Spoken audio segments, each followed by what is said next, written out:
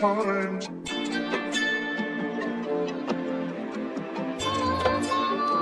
Switch, run them bands up.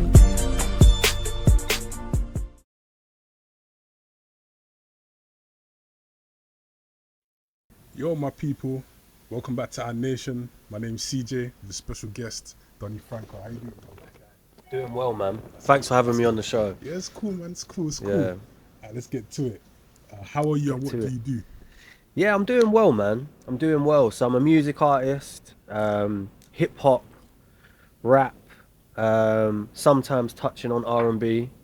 Yeah, man, that's about it. Like, I mainly rap, but I mix in melodies. I like to do a bit of everything. I don't really like to put myself in like one box, you know. It's mainly all based around rap and hip hop because, you know, that's what I listen to. Yes. That's what I've always listened to. So I feel like I have more, you know, experience in that genre. But I'm just a music artist. I love to make music, and I love to connect with people, you know, speak on experiences, and that's it, man. We're just out here having fun, you know. That's good, my bro. Just enjoying it. That's good, my bro. That's good. That's good. Yeah, man. But to talk about your style more. Yeah. Yeah. Let's give you some questions. How your style? You're more of like conscious rap, real rap. Yeah. I'd lo-fi, say so. Jazz. Yeah. So Yeah. explain that, bro. Because you're kind of.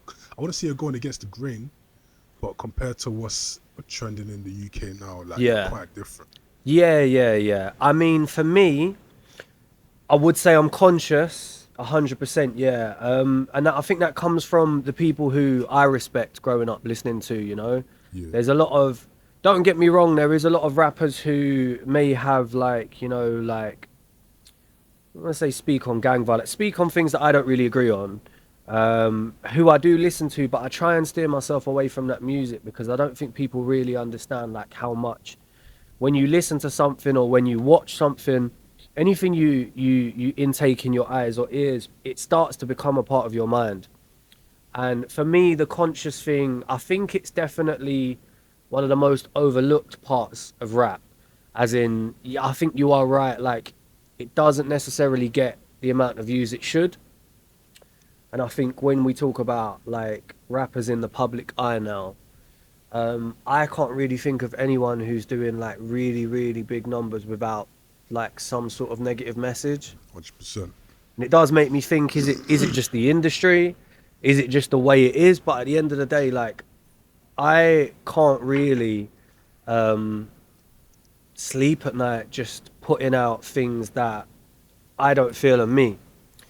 And I'm a little bit older, like, don't get me wrong, when I was a bit younger, I probably would have found it easy to put out music that I don't agree with as much, but I just can't really do that because for me it's about the music and it's about expressing myself. And only really when I am truly writing stuff that's like deep and meaningful to me, I feel like that's when I create my best art. And I'm not living a life like talking about, you know, negative things. So my music is a reflection of myself and where I'm at in my mind right now. And for me, the conscious rap is where I'm at, you know. Makes sense. Yeah, I think we have to understand there's a lot of, especially once you start getting views or you start getting listeners who are actually listening to you, that, you know, they're messing with your stuff. You have to understand that, like, you're kind of a role model, especially to like younger kids. Yeah, there's a responsibility. Your words, you know, they can be heavy on people, and you might not think that people are taking it or interpreting it in a certain way, but I think you have to be careful, man, because like I say, there's people listening, you know. Yeah. And we have to take that responsibility with what it is. I feel you, bro. I even saw a post one time where people kind of mix science, vibrations, and sound with people's feelings and how it can actually change people's feelings and stuff. Yeah. And you know, it's kind of crazy, man. They use the water hose. Yeah. They show different waves and how. It's crazy. Have you seen it with sand as well? I know that it vibrates, but patterns, it does patterns, right? Patterns, yeah. So it's real, bro. It's real. Of course it is. If you can see it in physical form, spiritually is going to do something. You know what I'm saying? That's what I mean. And I think that's something that, like, it might it might take you a while to understand that in life. Yeah. But when I used to listen to a lot of like, let's say like gang stuff or whatever stuff like that, that was a time in my life when I was most lost. I felt like that was like, you know, that was whatever, cool, or that was in or whatever. But yeah, it really does affect you. Even like movies that you watch, stuff like that. You know, like people who just watch the news, like. Yeah, but that's very negative now. Yeah, it's just, it breeds fear, right? Yeah. And we're not trying to do that. With our music, we're trying to, you know, uplift people. I want people to feel uplifted after listening to my music. To see the real picture, you know? Like, That's it, yeah. yeah, not focus on things that aren't really going on around you. That's it. Fabricating it. Yes. Like, this is real life. And I think So- that's one of the hardest things to do, to be able to paint a picture that is really true to yourself. Because a lot of people don't even know what that is themselves. They haven't really ever peeled back enough layers to look deep within them to understand, like, what is the true you know? Yeah, you're right, bro. But I feel like to tap into that plane is a bit, you gotta understand yourself fully, you know? 100%, yeah. Yeah, And it can be hard at times. You know, like when you go through hard times and then you have to speak on it, like that's the stuff that, as an artist writing about those things, that takes more out of you than just going, oh, I could say this or whatever, trapping, you know, like yeah. it's Anybody easy can to say say that. that, Yeah. you know, but I feel like the real stuff that's going on beneath, like the insecurities, the anxieties, the everyday stuff that everyday people feel. These are the things that we should be using to connect with other people, to allow other people to feel like, oh, right, it's not just me who feels this. Yeah. It's not just you, it's me. Do you get what I'm saying? Like, that's kind of the message that I want my music to have. And that's how you grow as well, as a person. Of course, You know what yeah. I'm saying? So, yeah, bro, I keep doing the conscious rap, bro. You know Yeah, what I'm saying? you Like, feeling it, yeah? Yeah. Yeah, You need yeah. more silent winners, man. That's it, man. It don't mean that no one can't win doing it like that. It's just 100%. it just ain't the usual thing that happens. But we can change that. 100%, bro. We can change that, man. 100%. So how did you get into rap music and when did you start rapping? Right. So, firstly, started rapping when I was in school. Yeah. Must have been about 14, 15 years old. There used to be something called, where I used to be from, Downham. There was like a thing that was called, I think it was called Downham Radio Project, right? Okay. And it was for youths who were in school, and it would give them something to do after school, right? So I can't remember if it was like free or if it was just maybe like really, really cheap. But me and a few of my bros used to go there to the studio after school, like make music, Yeah. and you'd meet loads of people there. Like, it was a way for people to connect with each other. So I started doing that during school, and then when I left school, I think I was doing it a bit up until I was maybe like 19, and then I just stopped because I went into other industries. I started like focusing on business and other things like that, Sweet. and I took a massive break. But then when my journey really started, I'd say about 17 years later, I think Yeah. that's how long I had out. It's crazy, man.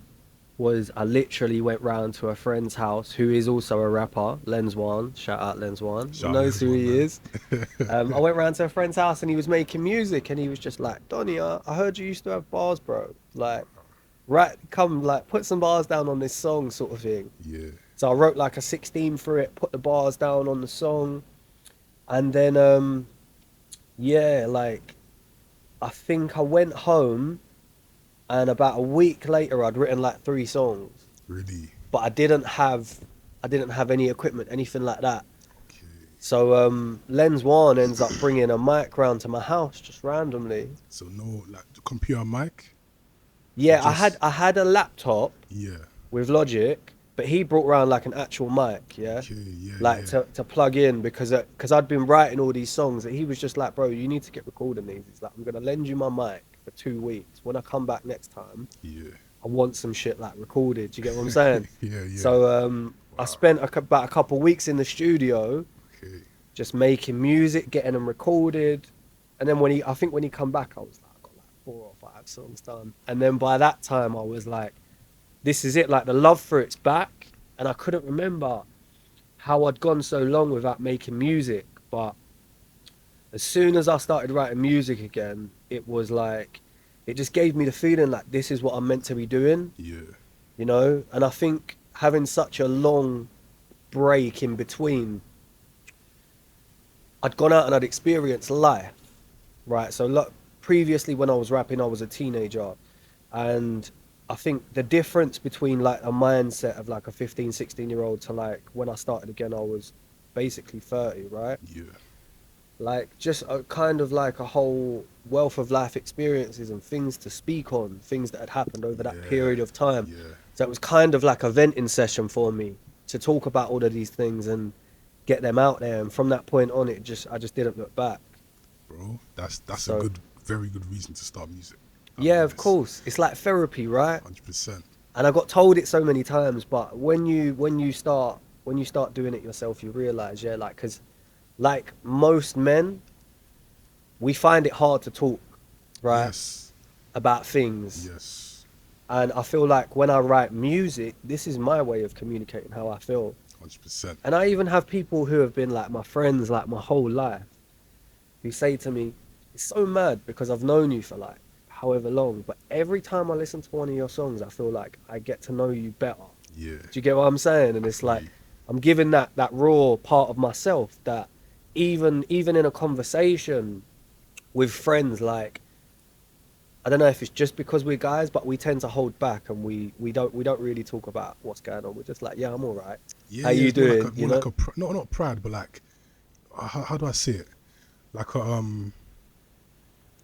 I don't know, like you see the leaders, like Yeah. leaders, kings. Of course, they're not going to be vulnerable because Mhm. they have a certain. Yeah. You know what I'm saying?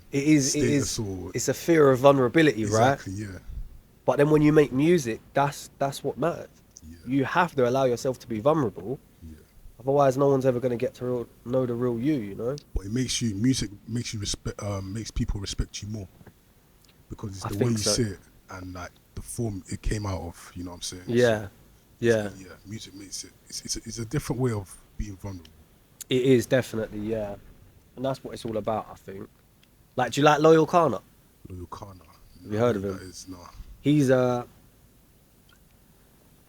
would say a conscious rapper from the UK, from South London. But he's someone who I really do like his stuff, man. That's He's good. probably doing the best out of anyone who I can think of who's like a conscious rapper.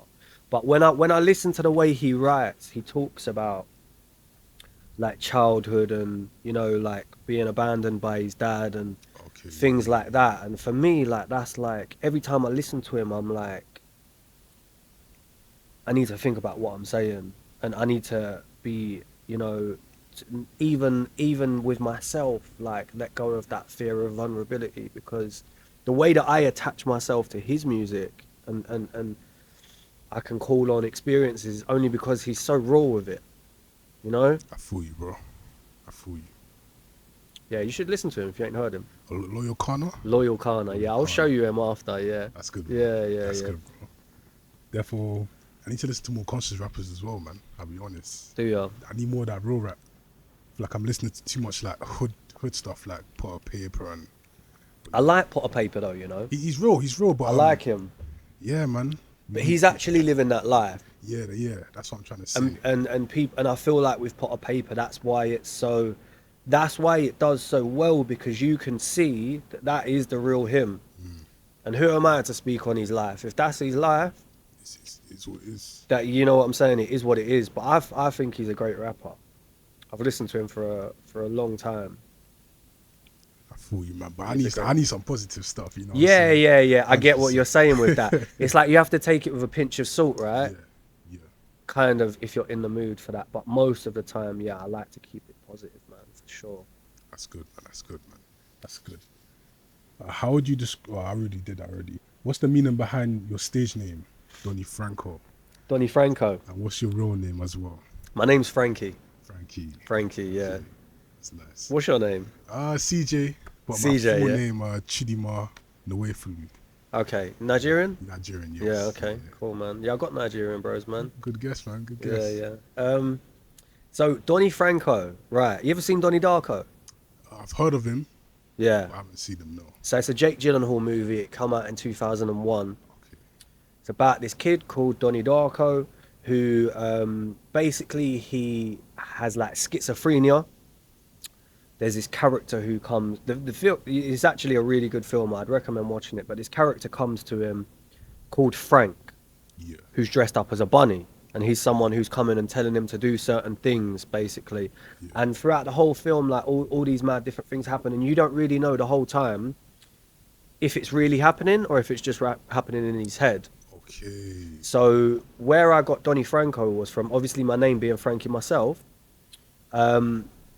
It's kind of like when I am Donnie Franko, I'm kind of like the alter ego of like, yourself. yeah, like, so Yeah. this is like the Donnie Darko of myself. Makes sense. Yeah. Do you get what I'm saying? Yeah.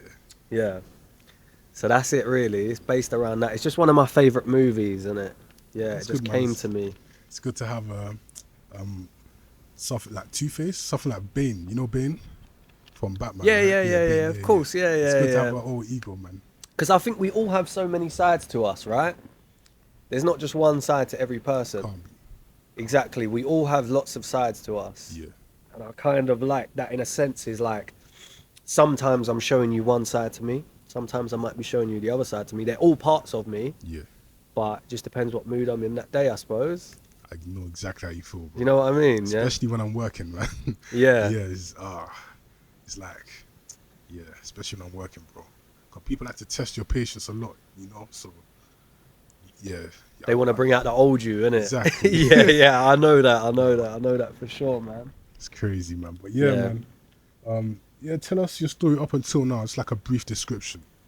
We're gonna discuss more of it over here. Are we talking music-wise, yeah? Music, childhood, but if you want to keep it music-wise, let's keep it music-wise. Okay, so like I grew up around South London, originally in like Bermondsey sort of areas. I lived by Burgess Park, Camberwell, lived on the Aylesbury estate. I'm from a Turkish family, Turkish Cypriot. Oh, sweet. Well, I'm half Turkish Cypriot, so my granddad come here during the war. I don't know if you know about the war that happened in Cyprus between the Greeks and the Turkish. No. Okay, so my granddad came here because of the war. Had my mum who was born here. So I've got a sister, older sister, and then it was just me, my mum, and my dad once my granddad passed. We ended up moving to round these sides. And I had a pretty good childhood, to be fair. I had a pretty good childhood, like very, very, very whole family. That's good. Yeah, I had a good role model who was my dad. Kind of taught me, you know, that I could do anything I put my mind to. And yeah, man, just so when I left school, I started building businesses. I do property. I'm a property investor. Okay. I also worked as an electrician, which was like my day-to-day job. Yeah, that's still good money though, man. Yeah. So I started working as an electrician where like I kind of had it nice because I was still living at home with mummy and daddy until like. Oh, yeah, so you saved up a lot of money. Yeah, so I managed to save up. So like while I was still living at home with mum and dad, Yeah. I was buying properties, but I weren't moving into them. I was buying them and renting them out. Yeah. So yeah. I think by the time I bought my fourth property, was the one that I ended up living in. Yeah. Met my girl, she moved in with me. Sweet, man. And then yeah, man, I bought another house about 3 years ago now. And then this was like the house that we bought where we was like, we're gonna stay here. Like it's nice round here, you know, it's calm. We got some space here, we can settle down a bit, you know. So that was when I turned one of the rooms into a studio and the music journey started, right? Yeah, because yeah, I had yeah. my place, like my sanctuary, where That's nice, man. I could just be me and make this music. So 100%. that's about it up until now, I would say. That's a smart move as well. You ain't got to pay no studio time, no nothing. So, smart No, move, bro. but it's where I spend most of my time. I wouldn't even want to know the bill if I was like, you know, if I was in studio in it, the amount of time I can spend. imagine. You get Yeah. what I'm saying?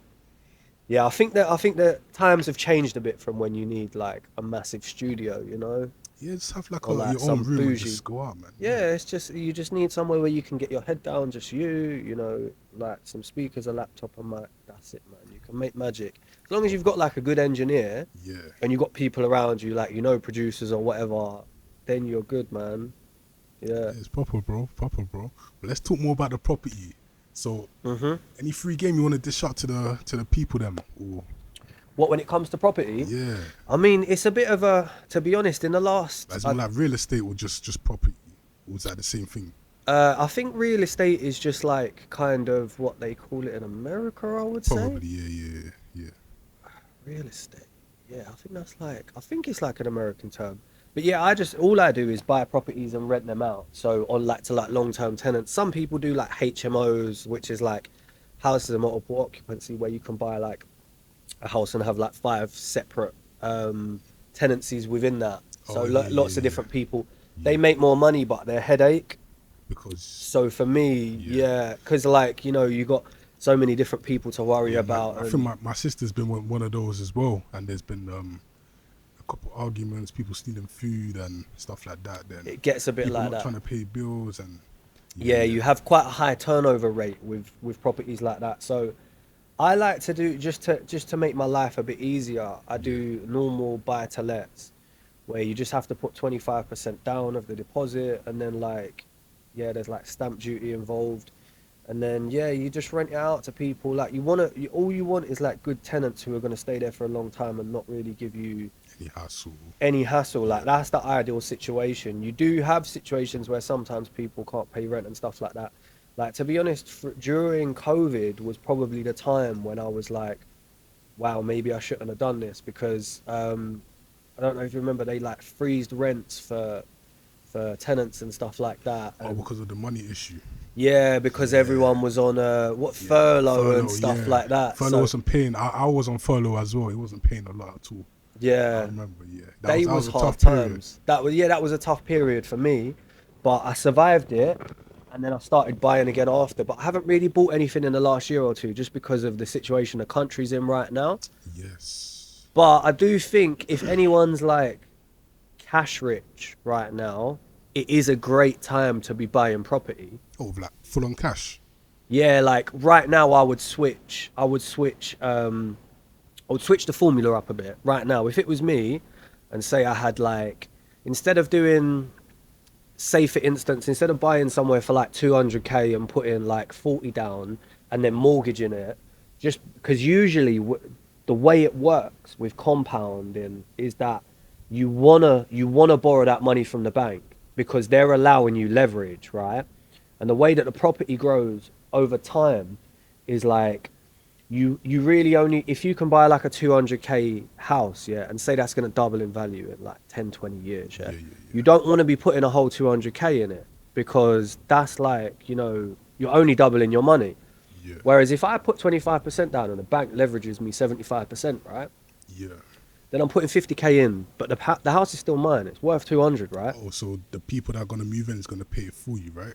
Yeah, they're going to pay the rent off, and then they're going to pay the mortgage off like that. But what I'm saying is, like in capital gains, say that property still doubles in value in 10-20 years, then you've made 200k, but you've only made it off of your original 50, because the bank leveraged you the rest of that. So usually, like within property, this is like, it works on borrowing money. You borrow money to make more money. So it's true. I've heard that term a lot. I just don't know how it really works. Yeah, and it comes in with remortgaging. But long story short, what I would do right now if it was me, and say I was going to buy somewhere, what I would be doing is going to auctions. Yeah, because there's going to be, like, it's a sad situation the country's in, to be honest. Like, with the way that the government has raised the bank rates and that, it's hard for people to survive and to pay their mortgages off. You know, people are going to be losing houses left, right and centre. And there's going to be lots of houses going on auction.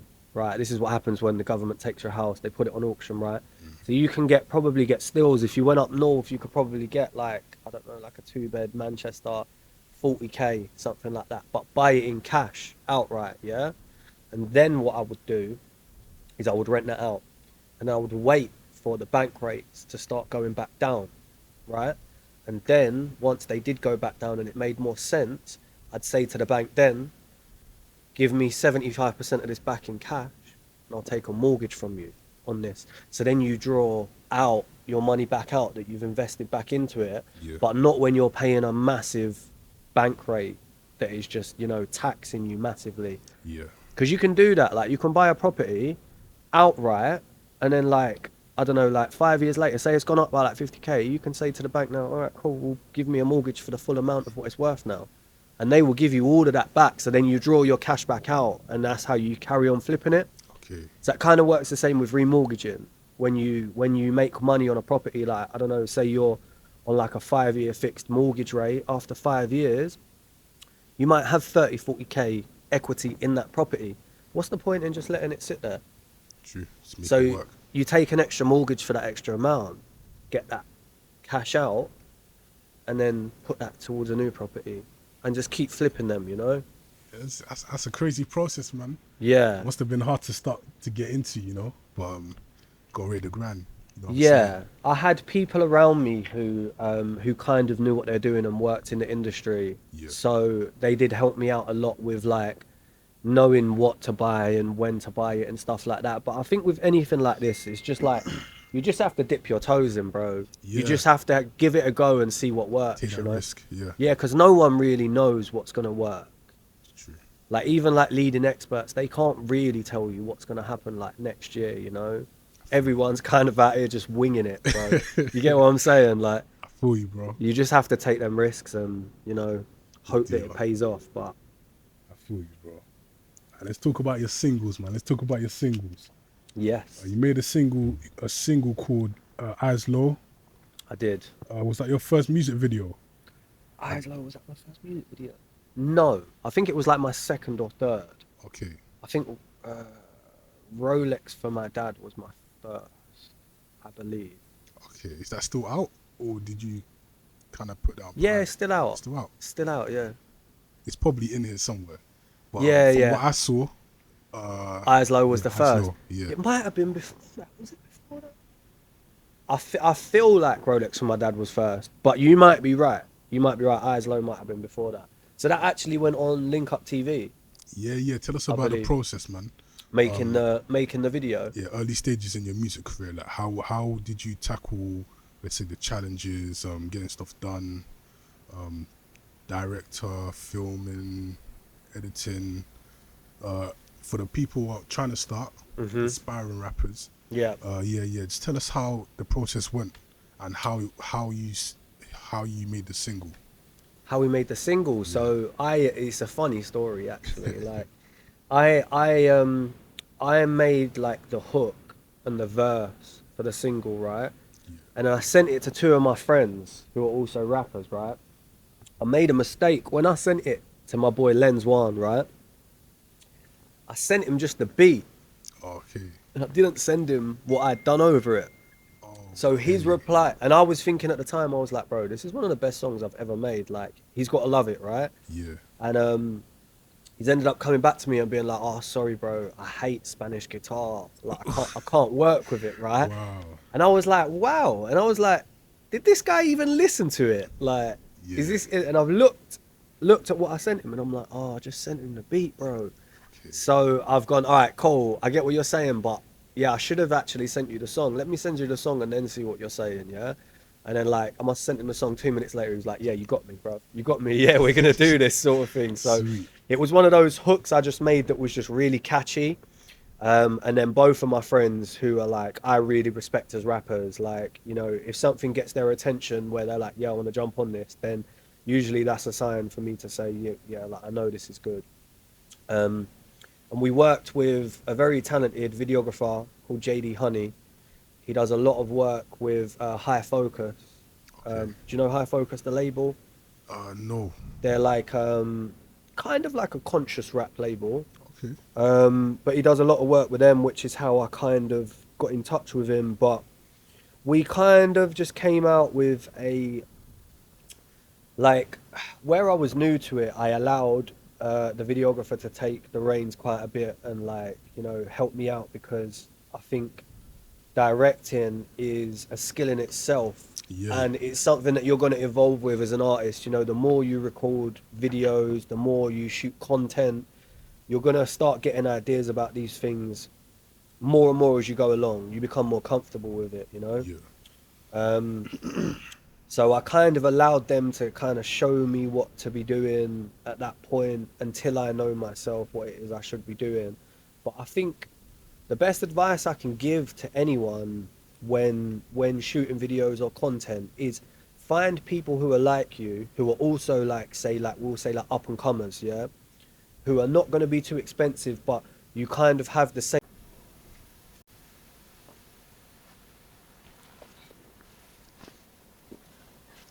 Eyes Low, you was talking about director and how it's a skill in itself. Yeah. I understand. You gotta be creative, man. Your Yes. mind has to be universal. Yeah, So yeah. yeah. Yeah, 100%. Yeah. Yeah. Yeah. Tell us about what Sorry yours. about that. No, it's cool, bro. It's cool, man. But Tell us about. yeah. Your view on directing, like you said before. Yeah, I think you just have to give it a go with directing, because I think a lot of people overthink the process Yeah. a lot, right? But I think with directing, from what I've learned, especially now, the age we live in is kind of more. It seems to be more wrapped around content than actual music videos nowadays, right?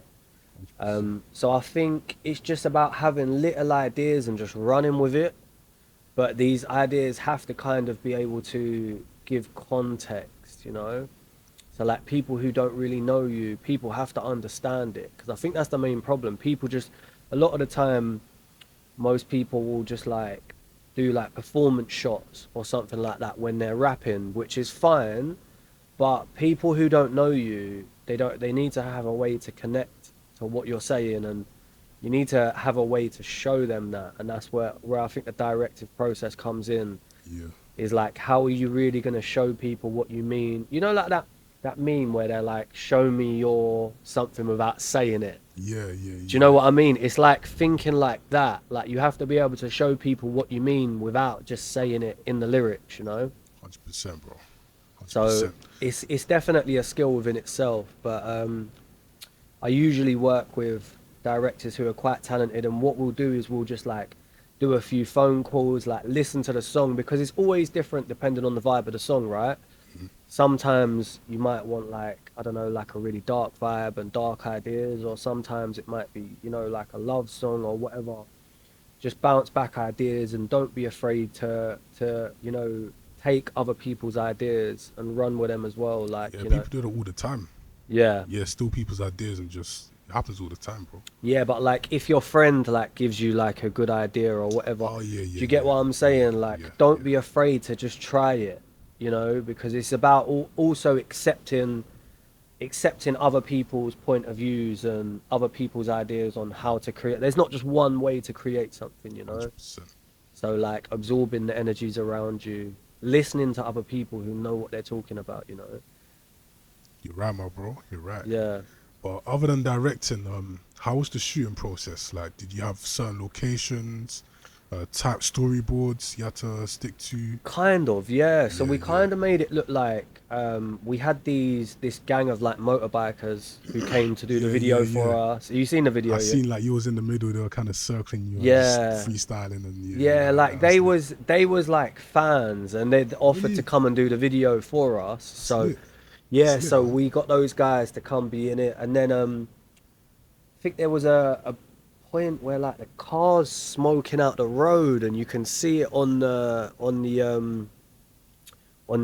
camera in the sky. Yeah, Yeah, like some guy's just smoking out the road of his car, it's crazy. and it smokes out the whole road. But that guy wasn't even with us. Oh, really? Like someone just pulled up and see that we were shooting a music video. Like we shot it in New Addington, just down the road. Oh, Yeah, sweet. so like you know what it's like around there, Yeah, innit? Like yeah. there's loads of gangs and that, and people were just pulling up, like was just like liking what we was doing, and Wow. was just like, can we be in it? And then there was like maybe like 5 or 6 kids on like bikes doing tricks, all just jumping in, and it just happened. Like Wow.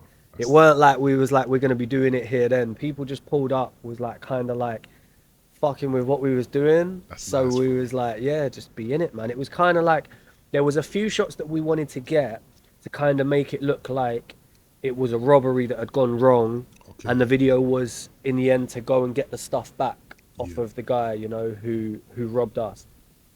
Because the song's called Eyes Low. What it's talking about is being on the watch for the plain clothes, Yeah. basically. But yeah, man, it was kind of, we had a few things that we was like we're gonna do, but most of the time we're just like, let's just roll with it and just see what happens, you know. It's good, man. Yeah, But yeah, I'm happy that people read your energy. They came in, you know, added fuel to the fire. yeah. That must have been a good feeling. It was good. It was fun as well, man. We That's really good, my enjoyed bro. it. Yeah, it was nice to know that like local people were like, you know, wanting to be involved and they were messing with it, and Yeah, there weren't no hate or nothing like that, you know. yeah, just vibes. Yeah, yeah, it was. It was good, man. That's good, my bro. That's good. Enjoyed it. That's good. Let's talk about your transition in like your mindset in music. So when you released Eyes Low and Gone in 60, you sounded kind of greasy at first. Yeah, But ever since then, you yeah, kind of shifted to conscious rap. yeah, yeah, So yeah, you mentioned before how you was talking about like your life and how you was going through certain things. Was that part of the process as well? yeah. I think definitely. I think it's a part of the process of my life, firstly, but I think it's also part of the process as an artist. Like, I think with like Eyes Low and Gone in 60, those were two songs that they were kind of just good songs and we knew they were good. So we put them out. But after that, I kind of, what I write now will always be different to what I was writing about a year, 2 years ago previous, just because I feel like now, as opposed to back then, I have a lot more people listening to me and a lot more eyes and ears on me. And I get messages from people all the time talking about like specific lyrics, and it makes me realize, like, you know, there are actually people listening to what I'm saying and hearing what I'm saying. And it's like what we said before, that responsibility. Like, now I feel like I want to make sure that everything, like literally every word I'm saying, has the right message and it's going to be read in the right way. The last thing I would want is for people to misinterpret my bars and think I'm coming across as negative when really I'm not. So now it takes me a lot longer, the process of making a song, but I usually feel a lot more attached to it and happy with it It's throughout good. that process. I mean, if you think of most artists, like most artists when they come out, Yeah. if you think like Drake, for instance, you know, when he came out, he sounded like Lil Wayne, right? Yeah, yeah. In the beginning stages, yeah. But then he came into himself You and found the sound. Yeah. yeah, and like even now Drake's sound is like 5 years ago, it's completely different to now. Like he's just like done a whole album of like, you He's know, like singing more. Afro beats and house and Yeah, stuff. man. Yeah, so I just feel like it's a bit of both. I feel like it's like your mind matures as you grow up, you know, and you understand that what you're saying, you know, has consequences, and also just like I I I don't like to put myself in a box of like this is what I'm gonna make. Like I make all different types of music, and it's kind of just like whatever I feel like making at that time. So, you know, like you don't go like I fancy the same thing for dinner every night, right? Yeah, that's We're boring. human beings. We're in different moods, different places in our mind, and I It's like true. to try and use that as creative energy. So some days I might be making some stuff that's really deep and emotional. Other times I might make stuff that's a bit more dark and a bit more, you know, like should be taken with a pinch of salt because I'm touching on like really, really dark subjects here.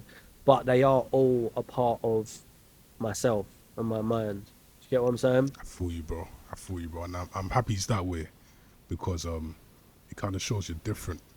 A lot of people are Mm. copying trends and just Yeah. copying certain sounds, but that's not who you are. And we can see that as well.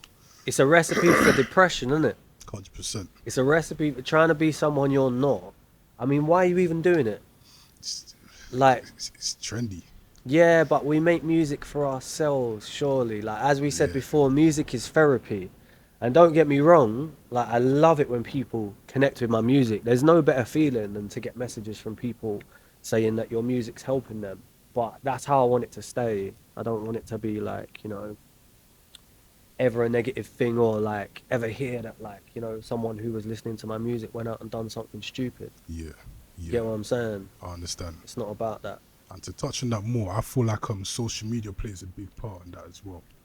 I feel like people kind of misinterpret certain images and videos for lifestyle when it's just like Oh, they're 100%. just you're just selling they're 100%. selling something, you know what I'm saying, and you're Yeah, buying yeah, it with yeah. your emotions and you know what Yeah, I'm saying. So that was probably one of the hardest things for myself, was being able to give people the real me, because I feel like there's a part of all of us where we want to hide that real self, innit? Like, especially within rap, because I think it's quite a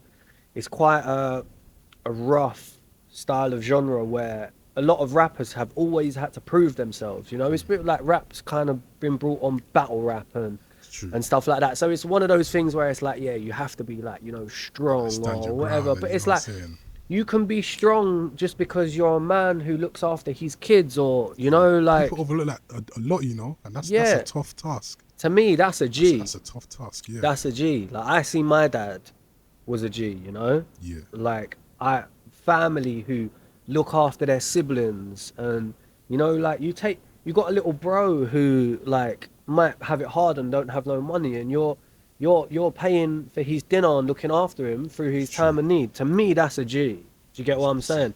And I feel like there's so many different parts of strength that are just not really touched on, and it's too many do fall into the same trap of, like, you know, talking about the wrong thing, because I think that's Yeah. what they think people want to hear. Even doing the wrong things as well. Doing the wrong things to fit in, to be cool or whatever, but that is going to leave yourself depressed if you're not that person. Yeah, Do you get what I'm saying? And especially if you're not living that lifestyle as well, yeah, because then people are gonna expect you to be pulling up in those certain whips and Yeah. women. Like, it's not real. Bro. yeah, Like, it's not we're- real. We're not. Yeah, We're not. it's not. We're not in those type of ages where kings get all the women and all the grapes and, you know what I'm saying, all the wine. Like that's Yeah. I feel like people are waking up a lot in this generation. Finally, yes. Social media, the internet has made it hard for people not to really. But when we talk about all the subjects that are going on in the world right now, like, there's multiple wars going on, right? And I feel like the internet has allowed people to really start waking up to what is going on in the world, you know? And like, kind of like TikTok kind of made it like people don't really give They a don't care. yeah, people don't really care about watches and cars and chains and all Yeah. that. Like, you can go and spend 10, 20 bags on a music video and put it on TikTok and no one would care. Cares, yeah. No one would care, but you just do, like, girls with no makeup on will sing in their bedroom and get lots of views, you know, like, Yeah, that's a whole nother story and ballgame, I'll be honest, man. do you get what I'm saying? Like, It's yeah. true.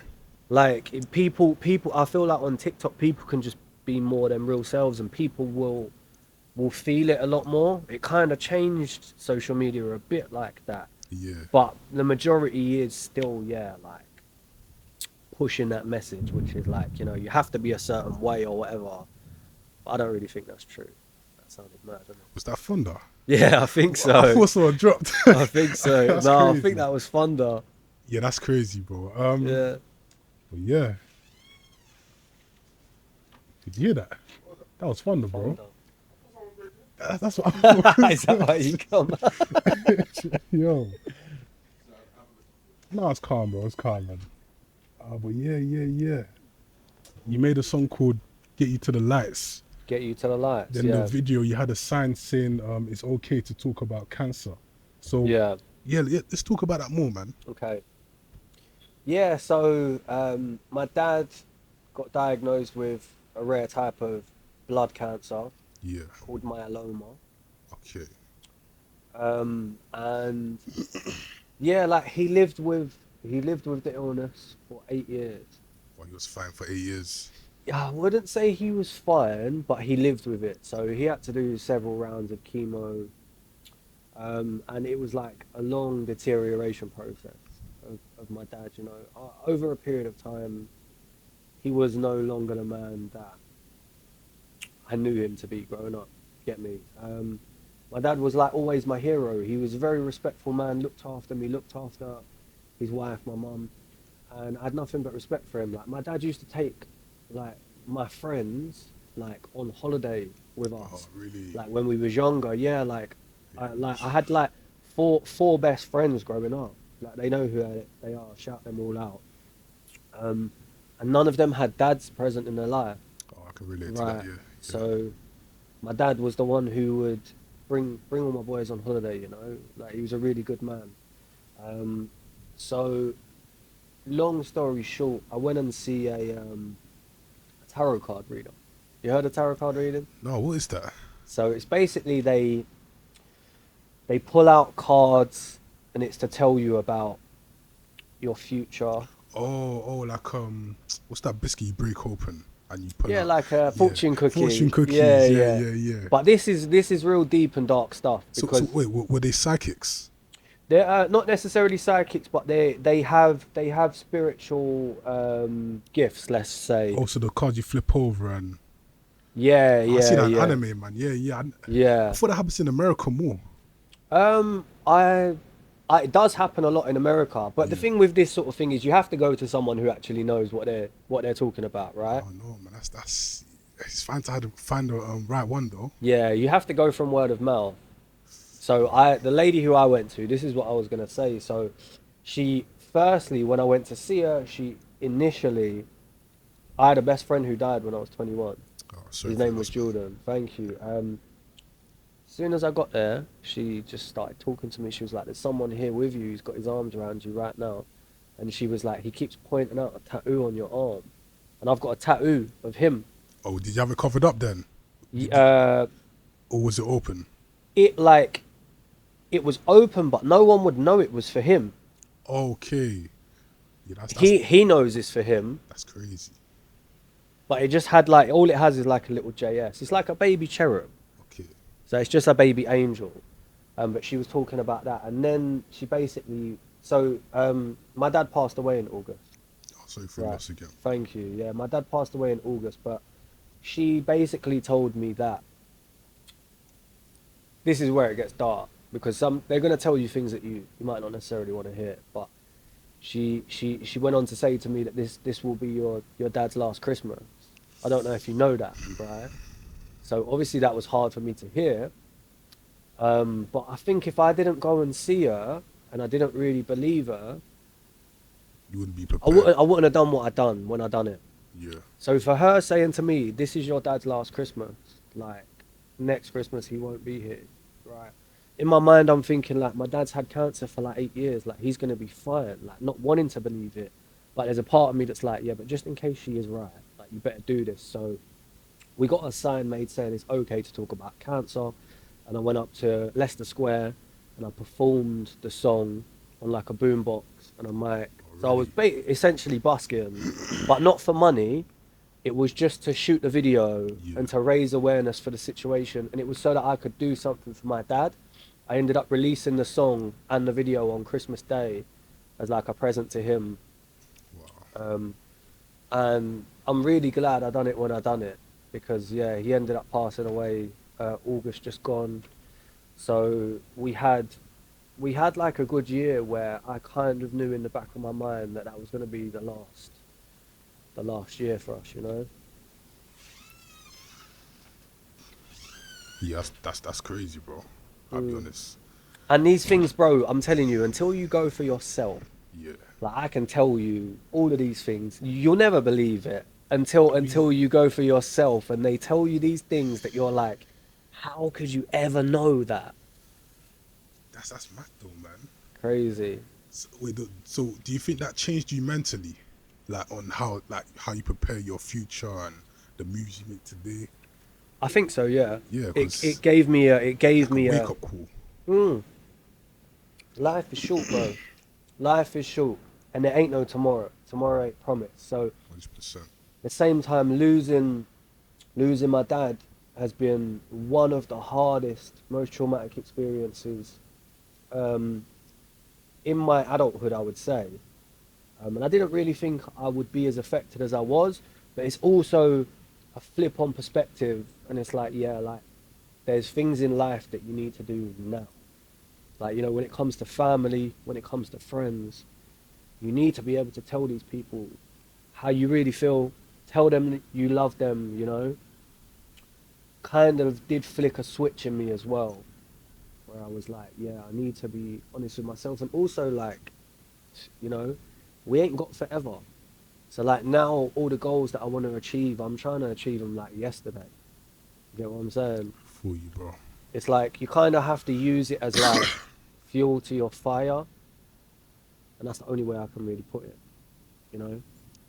Yeah, I definitely need to see one after hearing that story, man. For real. I've got someone good who I can give you. Or local area or just Yeah, Penge. Penge? Okay. Penge, yeah, not too far. Phew, alright, man. Yeesh. It's crazy. Yeah, I'll sort bro. you out. I'll sort you out. I appreciate it, bro. You also had a single called Star Shopping where you talk about your past events, the pains you felt. I feel like that's one of your most emotional songs, you know. A lot of people say that. A You lot of spoke people about say a that. lot. I can't really recall, but when I heard it the first time, I was like, yeah, like, this is. Like, you spoke about a lot. Yeah, I talk about my granddad coming over from Cyprus, having to leave his land because of war, come here, start a new life. I also talk about like the guy who's on the song with me, Brown. He's one of my oldest friends, been one of my friends my whole life.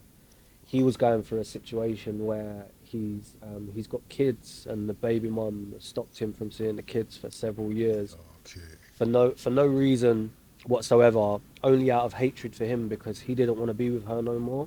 It's a very, very sad subject for him, but I also speak on my view on that and just how like a lot of women hold children as weapons, you know. And I really don't agree with that because the only people you hurt in the long run are the kids. The kids. And you can't be doing that to children, man. They're so susceptible. So I do speak on quite a lot of deep things. And I think from that point on was when I made Star Shopping, I was like, this is my best song. Yeah, like it gave me a feeling where I love listening to it because I know that everything I'm talking about on that tune is so real. It's real, yeah. And I kind of wanted it. That was kind of like from that point on, everything I write will be this real. I owe it to myself and to the people who are listening to me. Do you get what I'm saying? I feel you, man. I feel you. Yeah, I love that song. Bro, like I said, you spoke about a lot. Yeah. It must have taken you a lot to get that out of you as well. You know what I'm saying? Those ones are definitely harder. But as I say, like, I feel like they're way more rewarding. Yes. Like, when you make a piece of art like that and you are really, really proud of it yourself, they're always the ones that are more rewarding for myself, I would say. I feel you, bro. And it's nice to get to make music with my best friend as well, you know? Yeah. Like, so wait, how many years do you guys know each other for? pretty much our whole lives. life. Yeah, like Brown was my best friend throughout all of primary school. Like from young years, there was always two of us who were like together, me and him, from a very, very young age. And then as we got to like secondary school, there became more of us and like a bigger circle, you know. Yeah. But he's probably my oldest friend, I would say. That's good, man. That's good. Yeah, so we've had some experiences together and stuff like that. So yeah, it's good to get those out. That's good, my bro. Yeah, That's we need good. to get in the studio again, to be honest. Start making some magic. Next question, you speak about one of your IG posts. You spoke about cannabis addiction. Is that something you want to talk about, or? I don't mind talking about it. Yeah, I have pretty much always been. I wouldn't say like I'm like a mad addict, but I smoke every day, and I always have done.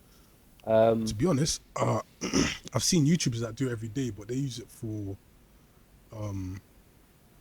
like in a positive way. But they make sure that they get stuff done and then do it after. Yeah, that's a good way to do it. I feel like sometimes it can be detrimental, sometimes it can help me. There can be times when I'm in the studio and I just can't. I think I have like ADHD to a degree where sometimes my mind's just so mad. You know, when you're trying to do like 5 things at once. Oh, yeah. You're like, I should do this, and you're like, oh, I should do that, but I need to do this, and you're literally walking around in circles, like you don't get what I'm saying. Mind just jumping. Sometimes it can help me, but I don't smoke with tobacco. I don't smoke. Oh, that's raw. I don't physically smoke anymore. I just use vapes. I've just used vapes. Okay. Yeah. Everyone does that nowadays as well. Yeah, like THC vapes or like stuff like that. Yeah, I don't want to promote it because I think it has positives for certain things. I think there's certain things that it really helps with, but I think as a whole, it's not great for your health. And I think relying on anything isn't great, which is I want to get to the point myself where I can just have it when I want to relax every now and then. But I've kind of been in the habit of smoking every day for like years now, you know? I feel you, man. I feel like even for me, I don't smoke every day, but like let's say once every 5 months, just to kill that stress or to bring it back down. Because, Yeah, yeah, I feel like I live life fully sober, fully raw. yeah. Raw. Don't drink or nothing either. I do drink, but rarely, man. Rarely, yeah. Rarely. I'm the So, same with drink myself. It don't really agree with me. yeah. So I feel like when you're raw, there's only so much you can take, man. You know what I'm saying? So once in a while, I do that just to calm it down. Then kind of like for a couple of days, I feel like, oh, like, so relaxed. Yeah, Man, yeah. just chill. You know what I'm saying? Yeah. No, man. We all need something to let our hair down, you know? Whatever that be, something to relax. It's just like, I think the key is just not to overdo it 100%. with anything, you know? 100%. But yeah, we'll get there. Yeah, it's cool, man. We'll I get there, believe we'll in get you, there. man. I believe in you, man. Is there any way someone out there can kind of bring that mechanism down, that coping mechanism down to a minimum? Because it is a coping mechanism, isn't it? Yeah. You are right. It is a coping mechanism. I'm currently undergoing therapy, which I've never done before. And my therapist has brought it to light that it is a coping mechanism of mine, Okay. how I use it to cope with stress. But for me, it's when I go through deep and emotional times. Like obviously losing my dad made it worse because I kind of spent a lot of time on my own, weren't going out the house, weren't really communicating with people, and then I was going deeper into that. That rabbit hole. Yeah, like just smoking, and it has got a lot better since then because within myself, I feel a lot better going out every day, going to the gym, meeting with friends, talking with people. Like it Yes, makes being you feel social. better. Yeah. Yeah, being social, like it makes me feel better, and I don't feel like I need to do it as much. So for me, I would just keep myself as busy as I can, just like going out doing things with friends, you know, because when I'm at work or a lot of the time when I'm out doing things, like I don't feel like I need it. It's just like a habit. It's just a habit. Like every now and then, like I might be at home in my studio and it's just what I turn to. I'm like, yeah, now I'll have a little smoke, but Yeah. it's more of just like breaking that habit to just go and do that every time I feel bored or whatever, you know. I feel you, man. I feel you. And I feel there you. must be better coping mechanisms. Hopefully, there is a lot of addictions out there, man. And especially when you're trying to kill time, it's tough. It's tough. Yeah. But yeah. The fact that you went through therapy and you're trying to kind of pull that down is a big achievement, man. Yeah, thank you, Some man. people they can't accept change. Yeah, So yeah, that's big things you're doing, man, for real. yeah, thanks, man. That's one of the main reasons why I wanted to do it because I've tried on my own for a bit, Yeah, it's and tough. it's hard, man. It is hard. So I thought, you know, I'd rather get some help while I can, you know, before it becomes just ridiculous. But it seems to be going well so far, man. I feel much better within myself, even just talking to someone like we are now, you know. Yeah, it's good to Like, get out there, man. yeah, Yeah. it makes you feel better, man. 100%. That's good, man. Keep up, my bro, for real. Yeah, Alright. I will do. I will. That's good, man. Out of all your freestyles, you've done a couple of freestyles, man. Even some IG 1 minute freestyles, 30 seconds, plenty of freestyles. What is your best freestyle today? I knew you was gonna say that. That's a great question. Yeah. What is my best freestyle? So right, I like. We're just talking not even anything that I've released officially, just like a freestyle that I've Yeah, done. it could be one in the vault. That's not ready to come out yet.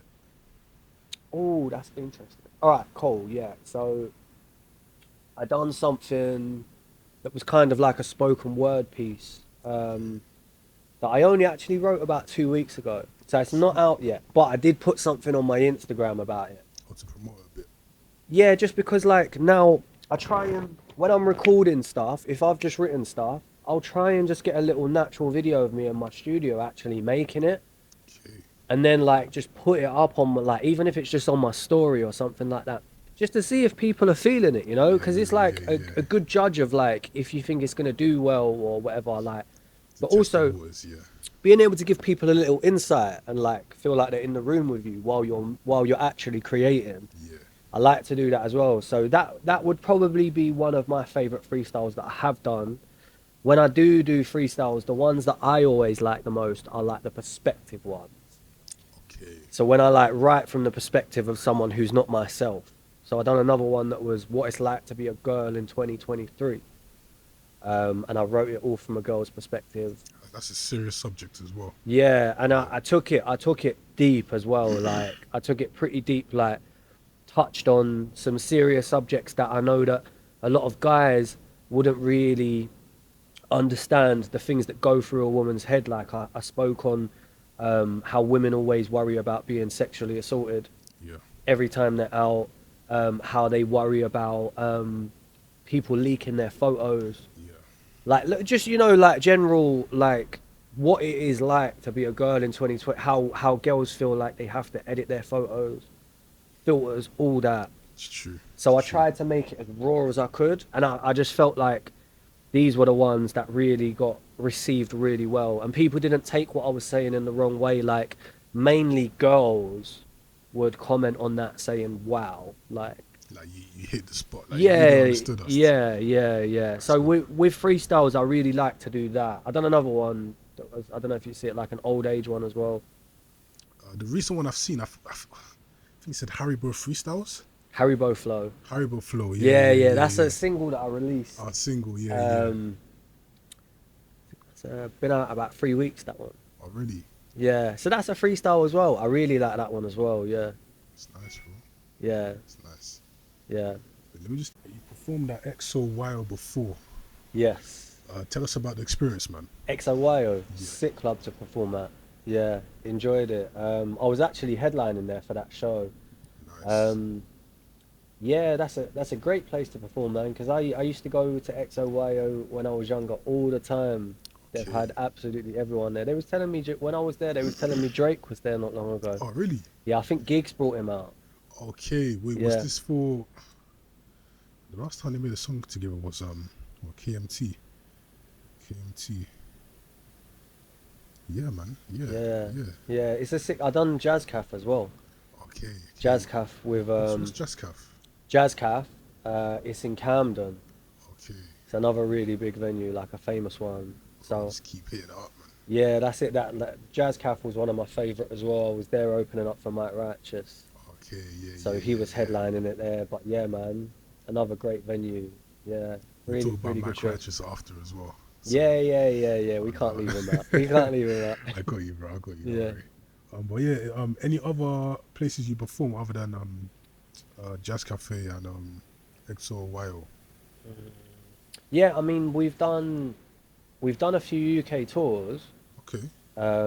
with Mike, where we done like the Garage in London.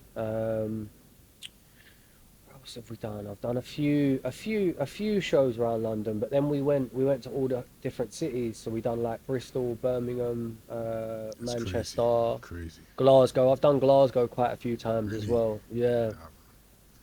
So Yeah. all over the country, really. So how going on tour? How do you make that happen? How do you prepare? Like a big tour bus, you just go around, or It depends really. Like it depends like how big the tour is. Like usually, yeah, just like a big bus to take us all around. that's really mad fun, you know. Tour life I is can fun. imagine, It is yeah. fun. The only thing is like with tour life, it's like it's difficult, right? Because Yeah. you have to perform every night and you have to be on point. So like as easy as it is to get wrapped up in the tour life and end up, you know, having a drink and enjoying yourself a bit too much, you have to remember the next day you've got to perform again. And not only that, you've got to drive like maybe 4 hours to the next city, That's crazy, bro. be there ready to perform. So you need your sleep. And I just think like when it comes to your performance, I like to always be over prepared. Yes. Like to the point where I don't even need to think about what I'm gonna do because it comes as second nature with the performance side. But then when you're actually on stage, like I try and just keep it natural, just run with it and just see what happens. And that's always kind of served me better in the past because I don't like to get too anxious about it. Yeah, you Thinking can't, about it. You can't. You gotta be, Yeah. ready. Even when you're not ready, you gotta know how to act out. You know what I'm Yeah. saying? Yeah, So, yeah. Yeah, bro. That's it. Yeah, but the most important thing, just enjoy it, bro. You have to when you're on Just tour. enjoy it. Yeah. On tour, you have to, Yeah. bro. That's the most important thing. Like when you're on stage, just have fun, man. People will feel it. If you're having fun, Yeah, you're enjoying yourself, people will enjoy themselves. yeah. For talking about enjoying ourselves, what was the best city you went to within that tour? There was a couple good ones. So like Manchester and Glasgow would be my favorites. Sweet. Yeah, because Manchester I would say was the biggest show. Okay. I think we had about 300-400 people in the venue Wow. for that show. Okay. So like though up north you just find that they're kind of wild, bro. Yeah, they like having fun. Yeah, they know how to have fun, like, to hype up the crowd and all that. It's like when you go up north, you don't even have to do anything. They're Yeah. already hyped. That- London, Yeah, man. London can be a bit hit and miss with shows. Like sometimes the crowds can be a bit, They're very judgmental, picky. yeah, they let themselves go a bit slower Yeah. in London. There can be tougher crowds, but at the same time, when I done Jazz Cav, which was in London, that was probably my favorite show that I've ever done. Sweet, bro. Yeah, just got a Sweet. really good reaction from the crowd there, and like, That's just good. really enjoyed it, man. That's good. I'm hoping you get more tours. And Yeah, man, next year sounding good. tours, next year for sure. That's good, my bro. That's good. Yeah, man. Let's talk about you did some vlogging actually, YouTube. So you went around showing your music to the public, and they gave you a reaction to it. Yeah, You have yeah, to yeah. talk about that more. Yeah. So I like to just do things like that when I'm creating content, like a content plan. A part of it would always kind of be like getting someone's reaction to your music, and I think what a better way than to show my real self than to go up to strangers who don't even know me, and you don't necessarily even have to tell them that it's you, but just be like, would you mind like me videoing you getting a reaction of this song sort of thing? I'll be honest, I haven't seen any other artists do what you're doing when it came to the reaction thing. Have you not? No. Because I've seen YouTubers do it. Yeah. An actual artist going to do it. I feel like that's a plan that artist needs to pick up on. Yeah, So- because people like to see. It's far more interesting to see how someone reacts to your music rather than me to just show you my music. People like, why do people love like Gogglebox and stuff like that? Like, yeah, it's true. do you know what I mean? Like, Yeah. people just like to watch like people natural, or like you see reaction videos on YouTube. Yeah. You'll just see a screen of someone reacting to a video. Like, you can't even see what the video is, but true. it's interesting to watch that because you don't know what's going to happen. And Especially a group of people reacting to that video. That's even yeah, better. yeah, and usually you'll get a mixed reaction. Yeah. It just shows how subjective music is. You might get a group of like 4 or 5 people. One of them will say, I think it's terrible. 2 of them will be like, it's all right. Or 2 of them will be like, oh, I loved it, But yeah, I just, as an idea, it was something that just kind of came to me, and we was like, let's just roll with it and just see what happens, Bro, yeah, you should do that more often, man. 'cause Yeah, you reckon? Yeah. I don't see anybody else doing it. Yeah. They're always doing raps and little choruses, but going up to actual people, hearing them and seeing their facial Yeah. expressions, and I haven't seen anybody else do it. And it's Yeah. such a basic idea. It's, you know what I'm saying? Yeah. So, You have to utilize things like that, innit? Yeah, I think it'll probably still be involved in my content strategies going forward You have to, man. with yeah, all my next releases. 100%. Yeah, man. But yeah, man. Let's talk about you got played on BBC Radio for the first time. Not the first time, it's happened before, innit? But when you Yeah. got played for the first time, how did that make you feel? It was Star Shopping that got played first. Yeah. Imagine a BBC Radio. Yeah. It's a great feeling. It is a great feeling because I think at the time when I first started getting played on radio, to be honest, was a time when I wasn't that confident myself in my abilities. So to have like, a radio DJ of like a national radio station saying, like, playing this on national radio. It's a great feeling. I feel like these are all little things that kind of over time started to build my confidence, you know. So it's an amazing feeling, and yeah, you just gotta roll with these things when they happen and believe that there's like, you know, there's like a greater purpose, you know. So Yeah, man. for me, Especially it when was, you're on BBC Radio. 100%. yeah, it's a character building experience, I would say, but it is a great feeling. There's not many better feelings than, you know, to know that people really connect with your music. Yeah, that's true. That's true. But talking about greater feelings, did you have your mother with you in the car one time? You did an IG post. Yeah, Your mother was in the car with you one time. yes. And one of your songs was playing through the radio, right? Yeah, Was yeah. that even a greater feeling? Yeah, so I got a reaction from my mum. Yeah. Like just surprised her with my song being played on radio. Even better. And that was a great feeling, because that wasn't that long ago. That was maybe like 2 months ago, I'd say. That was. Bro, yeah. And obviously, like losing my dad, my mum's going through the same thing. They were together, married for 35 years. So Strong. my mum, I feel for more than anyone in this whole situation, you know, because she's lost her. As much as it was my dad, that's her life Yeah. partner, you know. Yeah. Just being able to put a smile on my mum's face that is the greatest feeling. And also, like, when we shot the video, my mum was a bit like, she don't really like the camera and all that.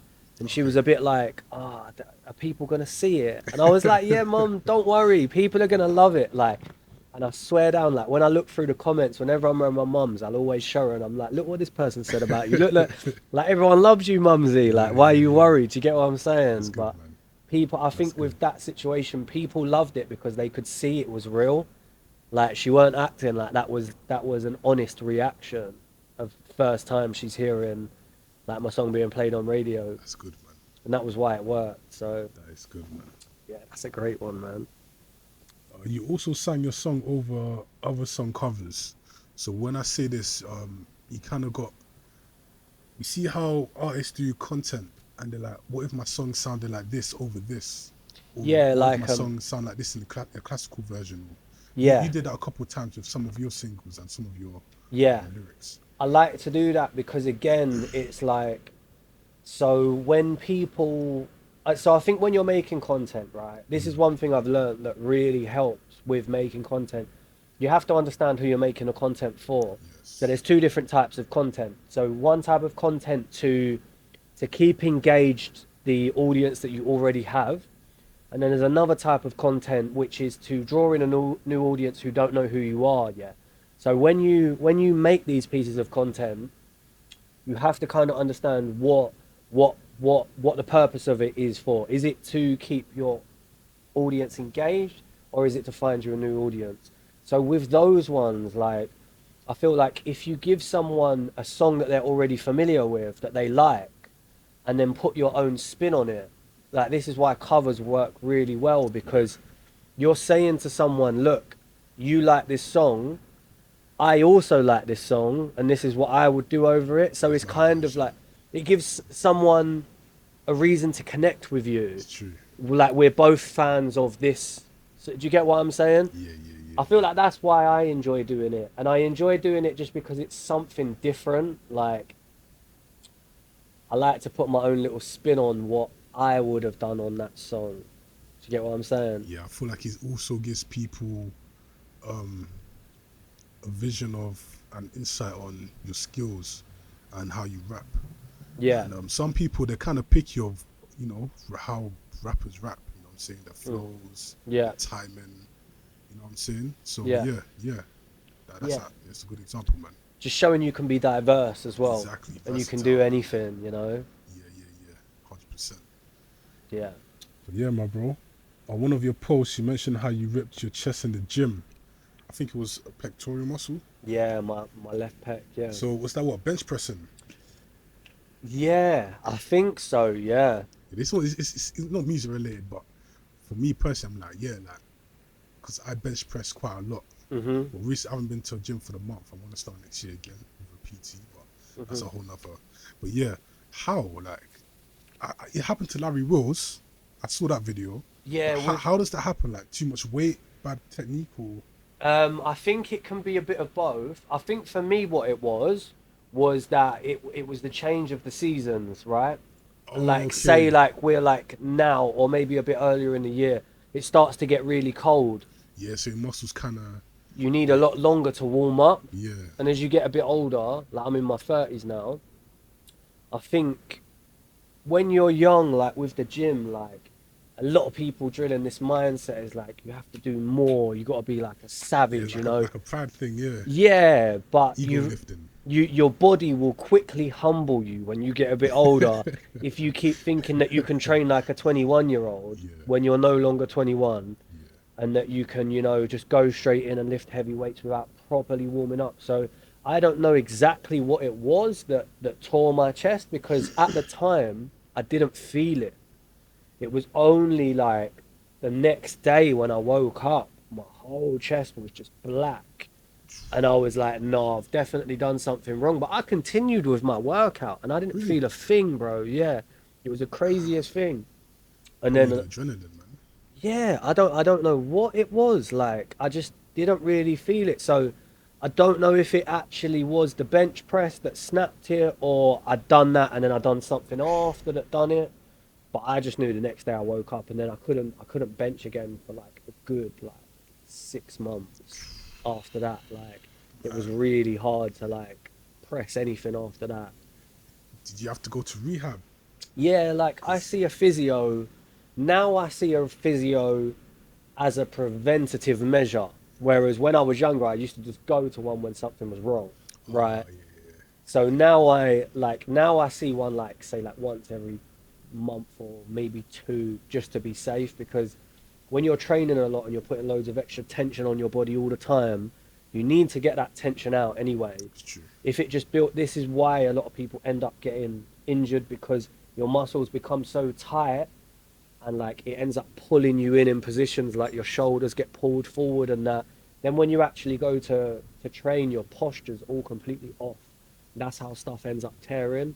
So it's probably a combination of a few things rather than just like it. Like let's say I was lifting too heavy. Probably was.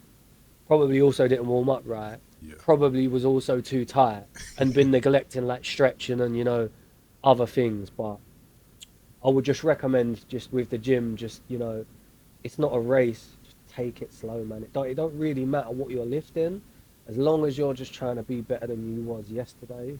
That's it's all that matters. all Man. that really matters. All Yeah, that matters. All yeah, that matters. But what was I gonna say? Yeah, about the physio. Would you recommend people to get massages and 100%. yeah? Yeah, Because massage is 100%. Yeah. if you have the budget, then yeah. But Yeah, I mean, you can even get it on NHS, even if you oh don't have a really? budget. Yeah, like if you have, but you normally they'll only give it to you if you have issues. Okay, okay, okay. But like, if you can afford to get a massage, like I would, even for people who don't train, bro. Now that I know how much of a relief it is, Yeah. because even like singers Oh, and yeah, the voice they need to warm up and yeah, like your yeah, the whole throat. throat along here, like your jaw can be tight. Yeah, it's true. If you're tight in your diaphragm, like It's gonna you're not, affect you. yeah, it will affect the way you sound and Oh, you're stuff like that. correct. And like generally we hold a lot of, especially as men, we hold a lot of tension in our neck and our shoulders. You know, we're like big 'Cause we're men, big, we're yeah, like it's a got, bit heavy. you know, yeah, like just getting that out can be a mess, because emotions get trapped in there. And it's like, if you haven't had a massage for Yeah, like your whole life and you get one, yeah. you will understand the sense of relief in that. Like some people even tear up and cry. Really. Yeah, it can be such a release because you've been holding so much tension throughout you that you've just never released. Like, You know what? I've seen when you said the tension and the emotions get trapped in there. I've seen that in like I don't want to sound corny, but I've seen that in like a lot of cartoons and stuff. But the fact that that happens in real life, yeah, that's crazy, bro. of course, yeah, And now I think about it, that is actually true. yeah, When you feel stressed, you do feel a bit heavy on the shoulders, you know. yeah, and So your body will react to everything that's going on. Like, it's so mad how the body works, but like usually if you have like, say like your left foot placement is slightly slanted, then like you'll hold more tension on like your right shoulder. So Okay. it goes across body. So like you see when you walk, you don't walk like that, do you? Nah, like You walk like that, yeah? yeah. So like this foot will be like from reflexology from the bottom of the foot. Like if there's certain parts in the bottom of your foot that are more tight, it will displace The body. weight differently It's true. in certain areas. So Especially when you're flat-footed. The yeah, way it's like, yeah, you're right. there yeah. can be neck issues and shoulder issues Yeah, that are yeah. going on because of like your left buttocks or Yeah. your left hamstring. Do you get what I'm saying? It travels up. It's So crazy, like, yeah, it's good to just get that, you know, like get yourself centered every now and then, I think. I feel you, man. Now, let's talk about wordplay. So you appeared on Wordplay magazine for your song Mindset, and where would I be? Yes. Yeah, talk about how you felt in the magazine. Yeah, that felt like a very good feeling as well. Shout out Ed from Wordplay magazine. First guy to put me in anything like that. It's a great feeling, yeah. I feel like press is one of those things where it's not really like, you know, the same as it used to be, but it feels really good because I come from a generation of where we used to read magazines. You get me? Oh yeah. You know what I'm saying? Like this is how we used to, like, I remember like reading magazines when I was young and stuff like that. So yeah, it's a nice feeling to be a part of the community in that sense, you know? That's good. Yeah. And it has something to show as well, man. Like, yeah, makes you feel like a model. You know what I'm saying? Yeah, you're getting some light shine on you, isn't it? Yeah. It's a good 100%. feeling, yeah. Let's talk about your Mindset. It appeared at the top 100 in the UK hip hop charts. It did, yeah. You got shout outs from Remedy, Yeah, Nasty Jack nice. from Nasty Crew, Yeah. Name is Bliss from Your Ends. He says he's from Your Ends. Yeah, Names Bliss is he's from my ends, as in we're from the same area. Yeah. But he's very talented up and coming rapper. He's doing very well right now, actually. Shout Have you out heard? Name is Bliss, man. Yeah, shout out Names Bliss, shout out all of you, yeah. That was a great feeling as well. So Solid Crew, yeah. Yeah. So I grew up listening to most of these people, you know what I'm saying? I remember going to studio when I was like 15, 16, and Remedy was the founder of a crew who were called Essentials, and they used to be on Deja Vu. Do you remember Deja Vu? 92.3. Like this is back in the days when like it was all like pirate radio station and stuff like that. This is the only thing that was playing the genre back then. This is even like when like right at the beginning of grime. Grime, yeah. You know what I'm saying? I grew up on, Yeah. from 06. I was young, but I think JME was my first artist I knew from grime. Then from there went from Skepta Yeah. to Gets, and the whole grime scene. So yeah, So I grew up on grime. Nasty Jack was in Nasty Crew with Gets. Yeah. So, yeah, obviously growing up listening to them boys, that was a great feeling. Great feeling to be recognised for my music. And it was a song that I wasn't even expecting anyone to be feeling, really. Really? Yeah, like it wasn't like a normal song that I would put out. It was just a freestyle. Oh, do you know what it is? I say this every interview. There's always an artist that says this, and it's like the song that they don't really put work into, or they don't really, you know what I'm saying, compared to the other songs. Yeah. It's the one that blows the most. Yeah, You know what it's I'm saying? mad. Yeah. I don't get the not like is it a spiritual thing or what? I don't know. But every time it's like it happens. Yeah, it's happened to me a few times. Another song I had called Young, which is actually probably doing the best now out of any song that I've got out. I had it sitting there for ages and I didn't like it, bro. Yeah, I swear down. I made this song. I didn't like it. Every time it would come on like a playlist, with my friends being there, they'd always be like, bro, this is the one. Like, this is your best tune, you need to... But I feel like, for me, I just didn't emotionally... It didn't do it for me when I listened to it. Like, because it probably didn't have that message in it where it was, like, deep and dark and real to myself. So I just didn't really... It's probably just because it's not the music that I like to listen to. But that doesn't mean other people aren't gonna like it, you know. True. And there's no way you can ever really tell that. I don't think. Yeah, that's What's gonna hit? Like no one knows, you You know. just gotta put it out there and let That's it. it. Yeah, just go with your guts, put it out there, you know, and just see what happens. But from what I've experienced and I've spoken to other artists, bro, it just happens. I don't know if Yeah. it's spiritually or what. It just happens. Yeah, and no one knows why. Even people who you ask them like, why, what was it that made this song do so well? Like, they won't be able to tell you. You don't know. Like, it just is what it is, isn't it? It is what it is, man. It is what it is. Yeah. Let's talk about your single, "Where Would I Be?" Yes. It is again one of your most realist songs again. Mhm. Yeah, tell us about it, bro. Yeah. So where would I be? I made when I came back off of tour with Mike Righteous. I made it in a moment of inspiration. Okay. Where I just felt so grateful because basically considering that when I got taken on tour with him the first time, I'd only released my first single like 4 or 5 months previous. Okay. So to be getting all these opportunities, like getting taken on tour with like some UK legends, going around doing all these big stages and stuff like that, I didn't know any of that like before that, you know. So to get thrown into the deep end, it kind of, when I got back from tour, it just left me feeling so inspired. So I wanted to write something that was talking about how grateful I am for everyone who has helped me to get to where I am right now in music, but also just within myself.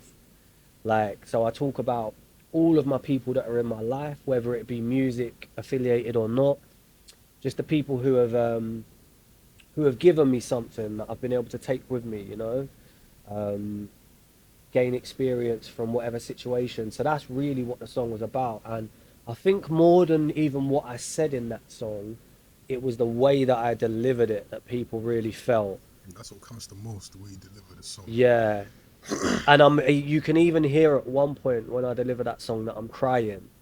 Oh, really? Yeah, there's a part where I talk in between. I leave like a 4-bar gap and just let the beat play, and I say like every single one of you, like I love you, and I'm crying as I'm recording it, Damn, bro. and I wanted it to be like that, like it's that raw, like I'm giving this my everything in my delivery to the point where it broke me down to tears delivering it, That's but mad, bro. obviously people felt it, you know. Yeah, of course they have to, man. Like, Yeah. especially someone going through a certain phase where they understand what they've gone through. You know what I'm saying? So that's mad, though. That's yeah. And I don't think any artist has actually done that other than Tusi. He's like a singer. He's like an American singer. Yeah, rapper. I've heard the name. I can't Tusi, think yeah. who it is though. Yeah. He's like a sad boy rap. Emo kind of. Yeah. Even he's very vulnerable as well. Yeah. And like, other than you two, me personally, yeah, no one actually does that, bro. No one actually does Everybody that. likes to be this hard Mm. bolo, you know what I'm saying? Yeah, that came yeah, out yeah. of jail, you know what I'm saying? Yeah, So, yeah. yeah, man. Yeah, you got to peel back the layers a bit, man. Do you know what I'm saying? you gotta. If you expect people to take you for who you are, you have to be. I mean, as I was saying before, you can be a strong individual, but you also have to be vulnerable as well. You know, like even every man who has been in jail or done certain things, don't act like they don't treat their mum like a queen, bro. Yeah, there's always an exception to that, like, you know, like there will always be someone who brings out that side in you, or your kids, or whatever it be, you know. It's true. You're not just going to be the same way to everyone. It's true. So I think, yeah, it's just about showing that side of yourself. For you, my bro. For you, my bro. Let's talk about your freestyle, Old Age. Old So age you freestyle, put- yeah. So similar to the freestyle, that where you put yourself in a woman's Perspective, for yeah. 2023. Yeah. You did the same thing for old age people as well. I did, yeah. You spoke about how they get abandoned in care homes, how they're not really looked after properly, Yeah. how their relatives and stuff don't really have time for them. Yeah. So yeah, talk about that more, bro. Yeah, I just felt like old people were just like, I feel so bad for them in this day and age, bro. Like a lot of old people, like two very different generations as well coming up. Yeah. And I think they've, especially in this generation that we're in right now, there's a lot of old people here who have been through like wars and that, who have grown up in like, you know, wars and been through a lot, and they don't really get the respect that they're due from a lot of the youngers, you know.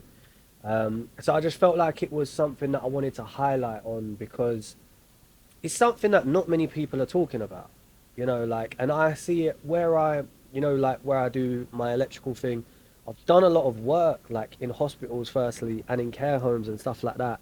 And to see like sometimes there's old people who all they want, bro, is to just have a conversation with someone. It's true. Cause they're bored, man. Like, Yeah. they're by themselves, locked in a place for like, yeah, like it's like a cozy prison. You know what I'm saying? Yeah, they just want someone to talk to, bro. Someone to listen to their story and that. And it's like, why? Well, why do they not deserve to have their story told? You know? It's true. So I like, it was something. It was just again like a moment of inspiration that just really, as soon as I started writing it, it was like, whoa, this is deep, you know. But it's like, it's something that needs to be said as well, because I feel like sometimes we go through life not really realizing how grateful we should be that we just have healthy bodies and healthy minds, and you know, the fact that we have legs that we can walk with, or you know, we have food in our fridge, or just warmth, or like, you know, you shouldn't take anything for granted. And that's like one thing that we, you know, isn't ours, that is just borrowed, is time. So we're all going to be old at some point, you know, so it's about understanding that and having respect for the people who are there and going through it now. Yeah, respect your elders as well, man. Yeah, respect your elders, Very man. classic line, but And if you've got like a nan in your life, you know, like you're lucky, because not everyone has that, you know. Not everyone has good parents. Not everyone has that family around them, you know. So you should always make those people feel special, and like, you know, yeah, it's true. like they're a part of your life. I feel you, man. Talking about no family, that reminds me of 50 Cent, because in his book he says he doesn't really have anybody to go to. You know what I'm saying? Ever since he got famous, everyone comes to him. Even as he's famous, it's like, yeah, there's no love, man. You know what I'm saying? So, yeah, bro, you're right. You gotta just respect how we was brought up, and you know what I'm saying? Yeah, So, yeah. yeah. Like I don't have any grandparents, like left like here now. Yeah, same. And yeah, I just wish you always wish you spent more time with them, you know, 100%. after. So yeah, man, it's just something to think on, I suppose. Something to just get people thinking, you know. Like my aim from that is like that someone sees that and goes, I ain't shouted my granddad in a while. I better do that.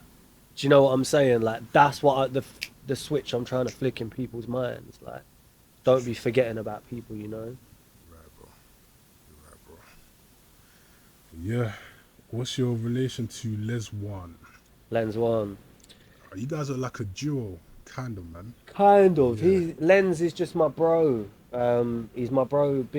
Went to the same school, been bros for a long time, and he's the one who I was saying who brought the mic round to my house. Yes. Who was just like, I need to Started get that you set up. really, So yeah. for me, like I owe where I'm at partially to Lens One, because he was the one who come round, set me up, and like, but he was really kind of the first person to be like, bro, you've got bars.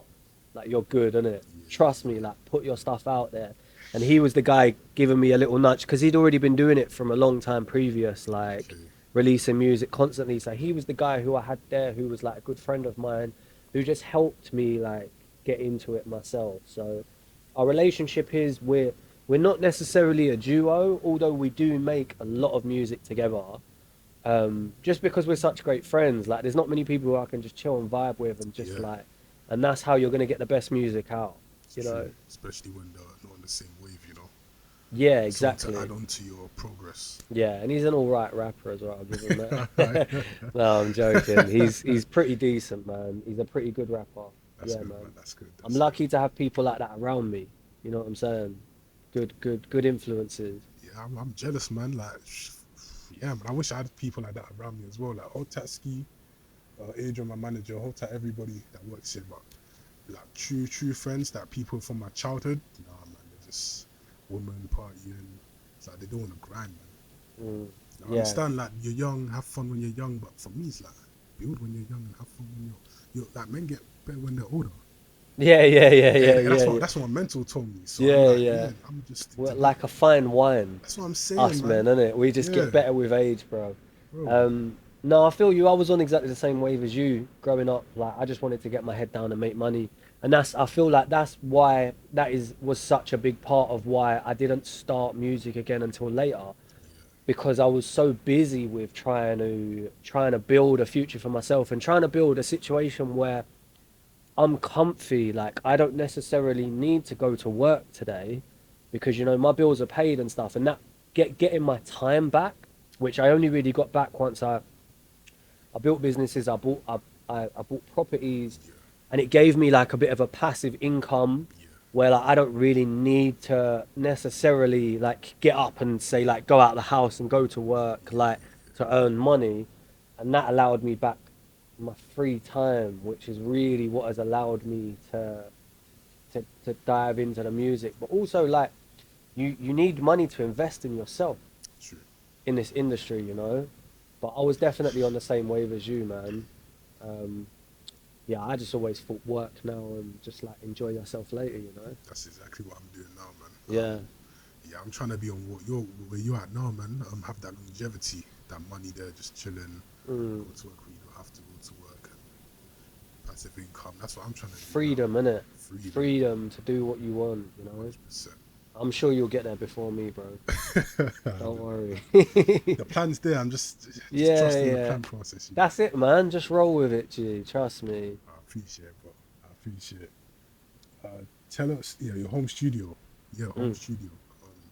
I've had a couple people tell me about how they turn their room to a home studio, the Mm. process, buying phone boards and this and equipment. So yeah, tell us about the challenges, good parts, disadvantages, advantages, anything. Home studio. I'd say there's not really many disadvantages apart from um, if you can't really engineer on your own, Yeah, that's then another thing. it can be a bit difficult. Like I only really mean engineering from like a recording perspective, because even when it comes to mix and mastering, you must know someone who'd be able to do that. Like, it's not hard to find someone, on Instagram or whatever who can mix and master for you. There's even websites that can do that, like True, yeah, pretty easily. So the only downfall I would say is just maybe like, yeah, if you can't record on your own, or you don't really know how to use like a recording program or anything like that. But I was okay because I'd done it again when I was in school. yeah, So I feel like when you're younger, you pick up these things a lot easier. Yeah. So I feel like that background knowledge I had from when I was in school really helped me when I come to do it on my own. But um, I would say another possible downfall of having like a home studio is if you're someone who struggles to motivate yourself, because it really is just you like It's true. you have to be able to motivate yourself and say no, like I'm gonna sit here for like 10 hours today. Just bang out songs, even if it's Yeah, unfinished. Just bang out yeah, songs. I'm just gonna work and I'm gonna make myself do it, like, because it can be a bit daunting just being on your own for that period of time. But that's why I like to mix it up and like have people come round and work with people and like just vibe, because the whole process is far more enjoyable, I find. Do you think it's better sometimes to go to other studios and just, see where, and then when you come back, you feel more of yourself, or do you just Mm, stick to home studio straight? it's just what works for me, really. Yeah, It's just what works for me. Like, I've used studios, but again, when I've used studios, I wouldn't necessarily say I got any better workout or anything like that. Um, for me, it's just what works. I had a room there, and then I started off with really cheap equipment, um, and I used really cheap equipment for maybe about a year and a half, and then my cousin actually, shout out Cuzzy, my cousin actually bought me a new mic oh, about sweet, 4 months ago. sweet. which is like it's like a AKG, but this is now like I've got like a proper like studio quality mic, what you would have in a studio now. I have in my studio. So With, like, the phone box and the whole. yeah, I built a booth, a homemade booth.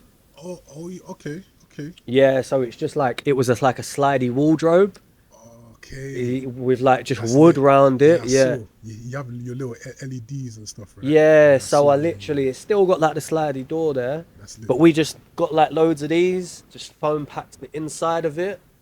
And then I've got my mic which goes into it, and then we've got like a foam wrap around the mic. That's crazy, bro. But over time this happened. I didn't go all in and just be like, I'm gonna spend like 5 grand on a studio. You know, I've only written like 2 songs. It was when True.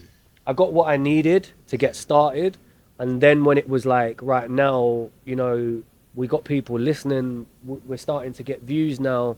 It would probably be worth investing in a better quality of this to try and bring it up to, you know, a bit more to industry standard. But I think what you don't really need much, and I think nowadays, the day and age we're living in, home studio is the way forward, bro. Yeah, man. Yeah, just get it done yourself. Yeah. Easy content. Yeah. You're already paying the It's electric bill anyway, innit? Exactly, You yeah. might as well make use of it, innit? You know what You're I'm right, saying? man. You're right. Right. You're right. Yeah. Yeah. It's probably your favorite question now, man. Mac Righteous. Tell Yes. us about your boy. Yeah. He's done a lot for you from what we've spoken about now, man. So Yeah. tell us about Mac Righteous, man. Well, yeah, I was actually with him at his album release party, which was on Friday. Just a good friend of mine. It's actually mad because I didn't ever think that we would be such good friends, and I don't think he would have thought so either. But you know, sometimes in life you just meet people and you just click. Yeah. It was like a long process. So like when we first met was because I reached out to him on Instagram. I dropped him a message. Didn't ever think that he would reply, but he did. And then like we started working on a song together, and it was like when I thought, who do I want to work with the most? Yeah, any artist in the UK. He was the first name who came to my head because I felt like just who he was as a person, morally, and just like the way he is. He doesn't take himself too seriously. I just felt like he was the most similar to me. The type of music we make was very similar. And then we started working together on a song, which is how he knew who I was. But then he done a competition because he was going on tour, and I ended up winning that competition to go on tour with him. So that was when we first met. We went and done a UK tour. But then after that, like, you know, we just carried on checking in with each other every now and then, because we was like, we got to shoot the video, you know, for the song we got. Then we ended up like just getting together, just getting in the studio, making link-ups and just making more music. And then, to be honest, when my dad died, he was one person who was really, really there for me in that process. Like always, because you know when you go through these dark situations, it really kind of shows you who really, who truly actually cares about you. You know, like. And he was one person who showed me that he did genuinely care about me, because he was checking up on me all the time, and he was like ringing me like, bro, like you shouldn't be in the house on your own. What you say we go out, like get some food, you know, just get you out of the house. And it was kind of like, over time, we just became good friends to the point where I'm like, now that's my bro. Like to the point where I can count my bros on one hand and you're one of them. Do you get what I'm saying? So I just got a lot of love for him. Not only did he give me confidence to like start stepping out on stages and put me there, he's just a good guy, just a good friend of mine, man. Yeah, shout out Mike Righteous, man. Shout out Mike Righteous every like time, that. yeah. 100%. And as well as that, I think he's the best rapper in the UK. Ooh, that's a big statement, man. Yeah, like joint there with myself. Jeez, even a bigger statement, man. Yeah, I respect he's the him, man. hardest as well, man. He's the realist. He's the realist. No one talks with such honesty in their music as I feel like he does, and that's why I connect with his music. That's good, man. That is good. Shout out Mike Righteous. Shout out yourself, man. Thank you. We'll talk. Tell us about your wrapped up Spotify. How's your wrapped up this year? Oh, it was looking. I was pretty happy with it this year, man. Yeah, it was really good. I think I done 200,000 streams in a year, Big um, achievement, man. which is pretty. It was a big increase on last year, which is all I'm really looking for. You know, it's just So like, every year just getting yeah, better, you know. yeah. I want to be doing a lot better than last year. But what really stuck out to me was that so many people sent me that I was like their number one artist. Yeah, I saw that as well. And that was like that was mad for me, like for even for like a handful of people to be saying you're my favorite. One guy sent me, he's rapped, and every single song on his top five was my songs. So I was like, That's no, crazy, bro. it was crazy. So That's yeah, crazy. another little moment again, just to be like, you know what, like, remember why you're doing it, because it doesn't matter how many people there are who are listening. Like, Yeah, you're that's, helping people at the end of the day, innit? You know. that's true. So for me, that's what it's all about. Getting that at the end of the year and feeling like appreciated, you know? That's good, man. 24 is looking healthy, man. Yeah, oh, we're kicking it Yeah, off with a yeah. bang, bro. Yeah. Ooh, I can't wait, man. Yeah, For yeah, real. yeah. 24 is going to be lit. Come on, man. Come on, Can't man. wait. Tell us about your. Oh, it's not a freestyle, it's a flow. Like we said before, Haribo flow, not Yeah. flow, single. Tell us about Haribo flow. Haribo Flow. I kind of, when I made that, I'd been experimenting a lot with music, probably as you know. It was a different. Yeah, it sounded more. I want to say trappy, more like conscious trap. Yeah. Like that. Yeah, It's yeah, like a yeah. whole different genre, man. Conscious trap. I don't think that even exists. Yeah, You see yeah, what I'm yeah. trying to say? Yeah, I like to be different. So I'd been doing a lot of experimenting with different types of songs, right? And then when it came to Haribo Flow, I heard the beat and I was like, you know what? I'm just gonna give them some bars on this one, bro. Like, I Yeah, just want to show how, even just as a rapper, because when I say I make lots of different types of music, like a lot of the music I make, I sing, or I add in melodies, or there's lots of different variants to it. But this one, I was like, I just want to show that I can hold my weight just as a rapper. Like, I don't need to do all that as well. So that's kind of why that song got made. And I even had Remedy, actually. I was talking to Remedy on the phone, who we spoke about see. earlier, yeah. And he was like, he basically got me to send him all of my unreleased songs on like a SoundCloud link, like a private one, because he was like, I want to listen to these like sort of things, see if we can get you any like sort of publishing, anything like that going on with it. So Yeah, when he heard Haribo Flow, he was like, bro, I swear down, I'm sorry, bro, but I didn't know, like, I heard your songs and that, but I did not realize you could rap like that. Just when it comes to just rap, like yeah. bars. He was like, you can stand up against the best of them, bro, after hearing that. Oof, man. And it was kind of just like, yeah, just to show, you know what, like, I'm Donnie Franko, I do this, I might do a bit of R&B, like, whatever, but when it comes to just rap, like, don't sleep on me. Do you know what Yeah. I'm saying? Yeah. Like it's happened to different fields if you want to. Yeah, Yeah, yeah, like I can just bar, like I can battle rap, like I can just rap, you know what I'm saying? Like I feel you, bro. that's where it stemmed from, but I like to just switch it up on whatever mood I'm in, you know?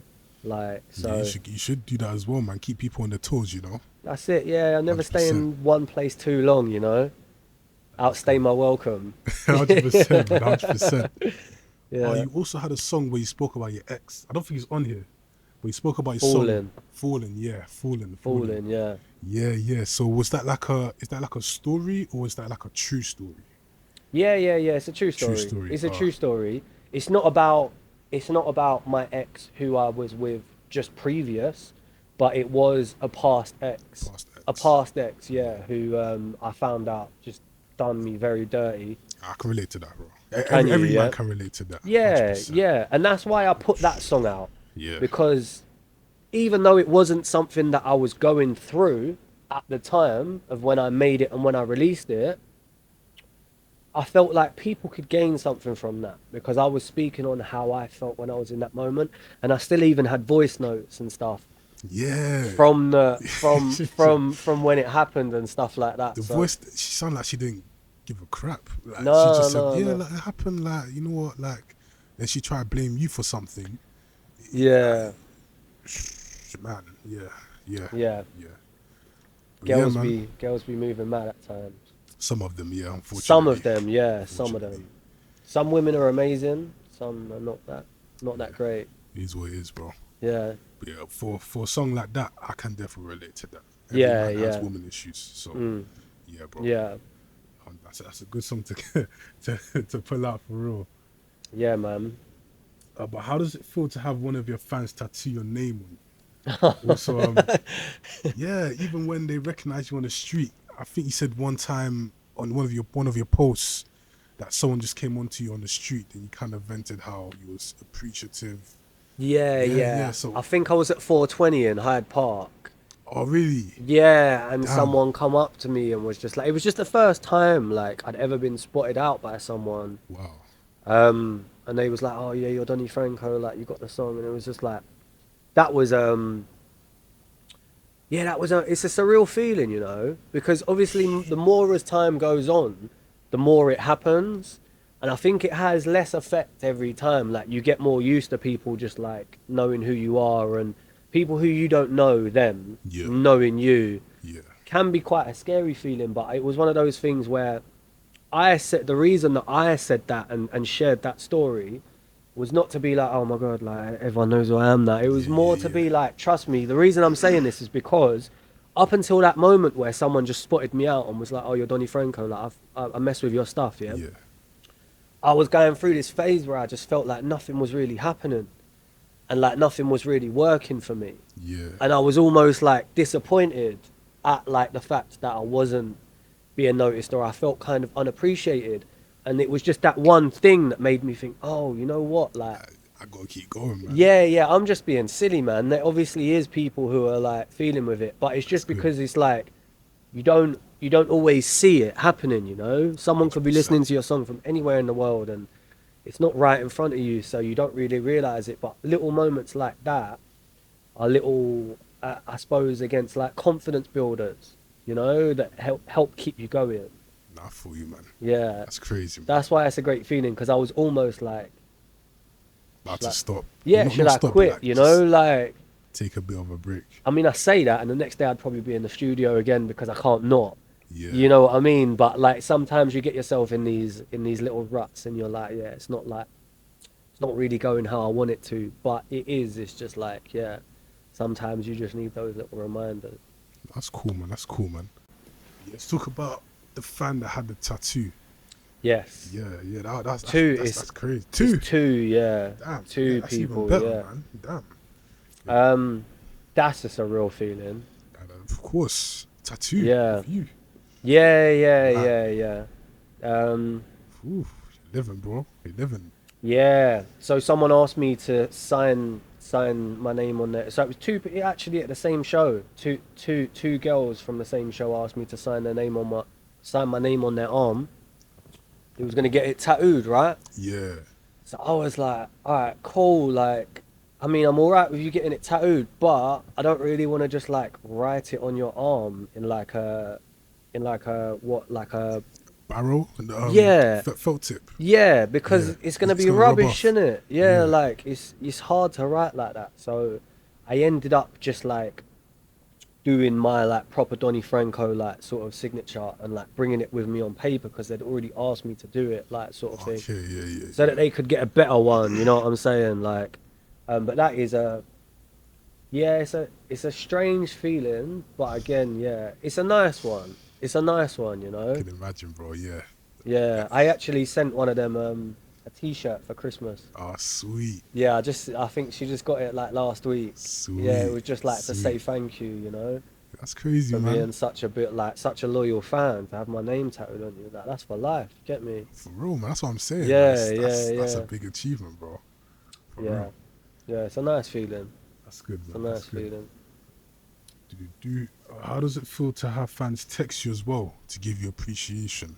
Oh, that's my favorite, bro. Yeah. I love that. Like when I get messages from, I've actually got a little bit on my Instagram. I don't know if you've seen it in my Yeah, I saw like a the post. highlights. Yeah, highlights. Yeah. Yeah, where I have a bit that like nice messages that fans have sent me. Yeah. If they're okay with it, I usually ask them. I'll just be like, this is a beautiful message. Do you mind if I share it like on my story? Most of the time they're okay with it, but for me, those people who, you know, go out of their way and like write me really long messages about how Yes. the music's helping them, and a lot of the time it's like it's on a much deeper level because like Get You to the Lights was about cancer, right? About Yeah. my dad with cancer. Yeah. And I get a lot of people messaging me saying they have cancer Okay. or they just lost a family member through cancer and the music's helping them heal. That's what I'm saying. They can And for relate to me, it. yeah, that's the best feeling. Like I can't even describe it. It's such a great feeling to feel like your music's making a difference to people's lives, you know. And that's why I think I'm so conscious with making sure that the message now is the right message, because being relayed back from so many people saying, you know, like your music's helping me get through dark times. It's like, That's a big achievement, bro. yeah, 'Cause yeah, you're probably saving someone's life. You don't even know it. You know what I'm saying? exactly, yeah, yeah. You have no idea, and that's why I think yeah, we have to be responsible of that. But at the same time, it definitely motivates me, man, because like it doesn't really matter how many people you're helping, you Yeah, know, as long as even if it's one person, like you're doing something big. You know you're what I'm saying? helping someone. Yeah, So yeah, bro, just keep going, man. 2024, is I will do, man. you get me? Yeah, yeah, 100%, bro. yeah. It's looking good. I can't wait for 24, man. For real, man. Yeah. This is more of like chill questions now, just to Mhm. calm down, chill. Advice to people do. Yeah, what's advice for people your age trying to do better? Because I feel like when people hit that 30 stone, they feel like, I wouldn't say they failed, but they feel like they could have done more, and they kind of lose the drive to do better. So what's your advice? How to keep yourself Me motivated. personally, I feel like 30 is a perfect spot to be in. You know what I'm saying? I like Especially it when as you have well. like a decent job and like you just have to build even further. You know what I'm saying? Yeah. I think it starts from within. I think you can be 30 and you can be a very wise 30-year-old who knows himself a lot, or you can be 30 and you can be someone who's never really even looked at yourself within, right? So I feel like personally for myself, I grew into myself more when I got to that sort of age. Um, I knew myself better than I did when I was in my young 20s. And although we might not have like the physical abilities that we did when we was in our 20s, I don't think it's about working harder. I think it's about working smarter. Smart, yeah, yeah. So like just learning, firstly, like what is it that you love to do, you know? Because like it's very hard to stay motivated in things that you don't really enjoy doing, you know? So the advice that I would give to people my age is just don't worry too much about your age, bro. Like Eminem didn't even start rapping until he was 28, bro. Yeah, even Eminem went through a whole flipping roller coaster of disasters before he even got famous as well. So Yeah, yeah. yeah, everybody has their time, man. Yeah, we're all on our own time. That's the Real. thing. Like, and I wouldn't allow society's structures to make you feel like you're behind or whatever, because you're still young, man. There's Yeah, still so much so that you can much. do. Yeah. Yeah, And there's no yeah. point like worrying about what you could have done, because do it today, innit? Do you know what I'm saying? Just I think just get to know yourself and really understand like what it is that you want to do. And if you find something that you really, really enjoy, just roll with Just roll that. with it, man. Be Yeah, consistent. yeah, because the money will come, you know. The money will come as long as you stay true to what it is you're doing. You know what I'm saying? And just, yeah, just do you, man. For you, man. That's good advice, bro. For real. Have you met any big artists or celebrities? If not, then who would you like to meet? Big artist or celebrity. Or even just people that inspire you that you want to give a shout out to? Are we talking like, who would I love to meet? Kind of on the spot here, but let's say like, I'd love to meet Kendrick Lamar. Ooh, yeah, yeah. Like Kendrick he's Lamar. a very good conscious rapper, man. Yeah, Kendrick Very is good. holding it He's down for the conscious scene, isn't listen, he? man. He's on a whole. Yeah. I want to say a whole different level. It's just the way he delivers, man. Oh, his rap ability is just like second to none, isn't it? Yeah. He's so good. So Kendrick Lamar, I mean, there's people who I would have loved to have met before they died. Okay. Oh, that's actually a good suggestion. Just give me an idea as well. Yeah. If there was like Tupac Shakur, Yeah. for instance, XXX, Oh yeah, even him as I well, really man. liked. He Yeah, was raw as well. Yeah. I think about it. Yeah. he was hard. You heard a Little Peep? Lil Peep, yeah. Yeah. He died as Yeah. well. It's a shame, Yeah. man. A lot of these American. I really touched him with his music, but I know he was trending on social media a couple times. Yeah, most of them only really blew up after they died, though, isn't Yeah. it? Seems to always be the way. Juice WRLD's another one, bro. I would have, Yeah. and Mac Miller, like I would have Yeah, loved Mac to have Miller, kicked it in the Shoot. studio with them two. Damn, bro. Yeah. That would have been sick. Damn. It's life, man. I mean, Yeah. I don't know what to say, bro. I don't know what to say. But yeah, what country would you not go to even if you was given £1 million? What country would I not go to? Yeah, even if you was given £1 million. Maybe like what is it? Is it like North Korea? Okay. Was Is that like the laws, the dictatorship? Yeah. Like Kim Jong-un, I think that's his name. Kim Jong, yeah. Kim Jong. Yeah. Kim Jong. I wouldn't go there Yeah. because I know that they're not allowed to do like anything, right? It depends on him. Like he can change his mind and be like, go to war with this person, and then if you don't, he'll probably kill you. Yeah. It's mad. So, Bro. do you know that I actually learned about this in school, which is so mad. Do you know they believe that they've won the Olympics every year and the Just World Cup? randomly. So basically, he just controls all of the media in that country. Everything's like fake, bro. Everything's Bro. fake. Like they fake history Really. to show to the people of that country. And we're the best hands Yeah, down. we're the best at everything. There is no one else. That's We're crazy. God. Like that's the way they go on in that country. And the people there, they're not even allowed, bro. They're not allowed music. They're not allowed to dance. They're not allowed to sing. They're not allowed to do so many things. And he obviously, like, makes them feel like that's just normal, right? Damn, bro. That's a whole different. Yeah. So probably there, I would say, yeah. Okay. I don't think I'd like to. It just doesn't seem like it would be that much fun. I'm not gonna lie. It sounds strict as hell, man. Like, Yeah. I don't blame you. Yeah. I don't blame you. But yeah, man. What advice would you give to aspiring artists, so people who haven't started yet, but who would like to start, but probably having battles of their thoughts saying, what if this happens, what if that happens? Yeah. So what would you say to aspiring rappers? I would say you just have to be more of a doer than a thinker. I think most of the problem with this sort of thing is overthinking. 100%. Overthinking. I think a lot of people stop themselves from doing these things or putting things out over the fear of, like, firstly, like a fear of failing, a fear of people like not liking them, a fear of like it not doing well, you know. But once you actually start doing it, you realize that, yeah, all of these things are true, right? True. You may fail. People may not like you. You have to feel. That's how you. Yeah. You know what I'm saying? People may not like the song, but all of these things are also necessary.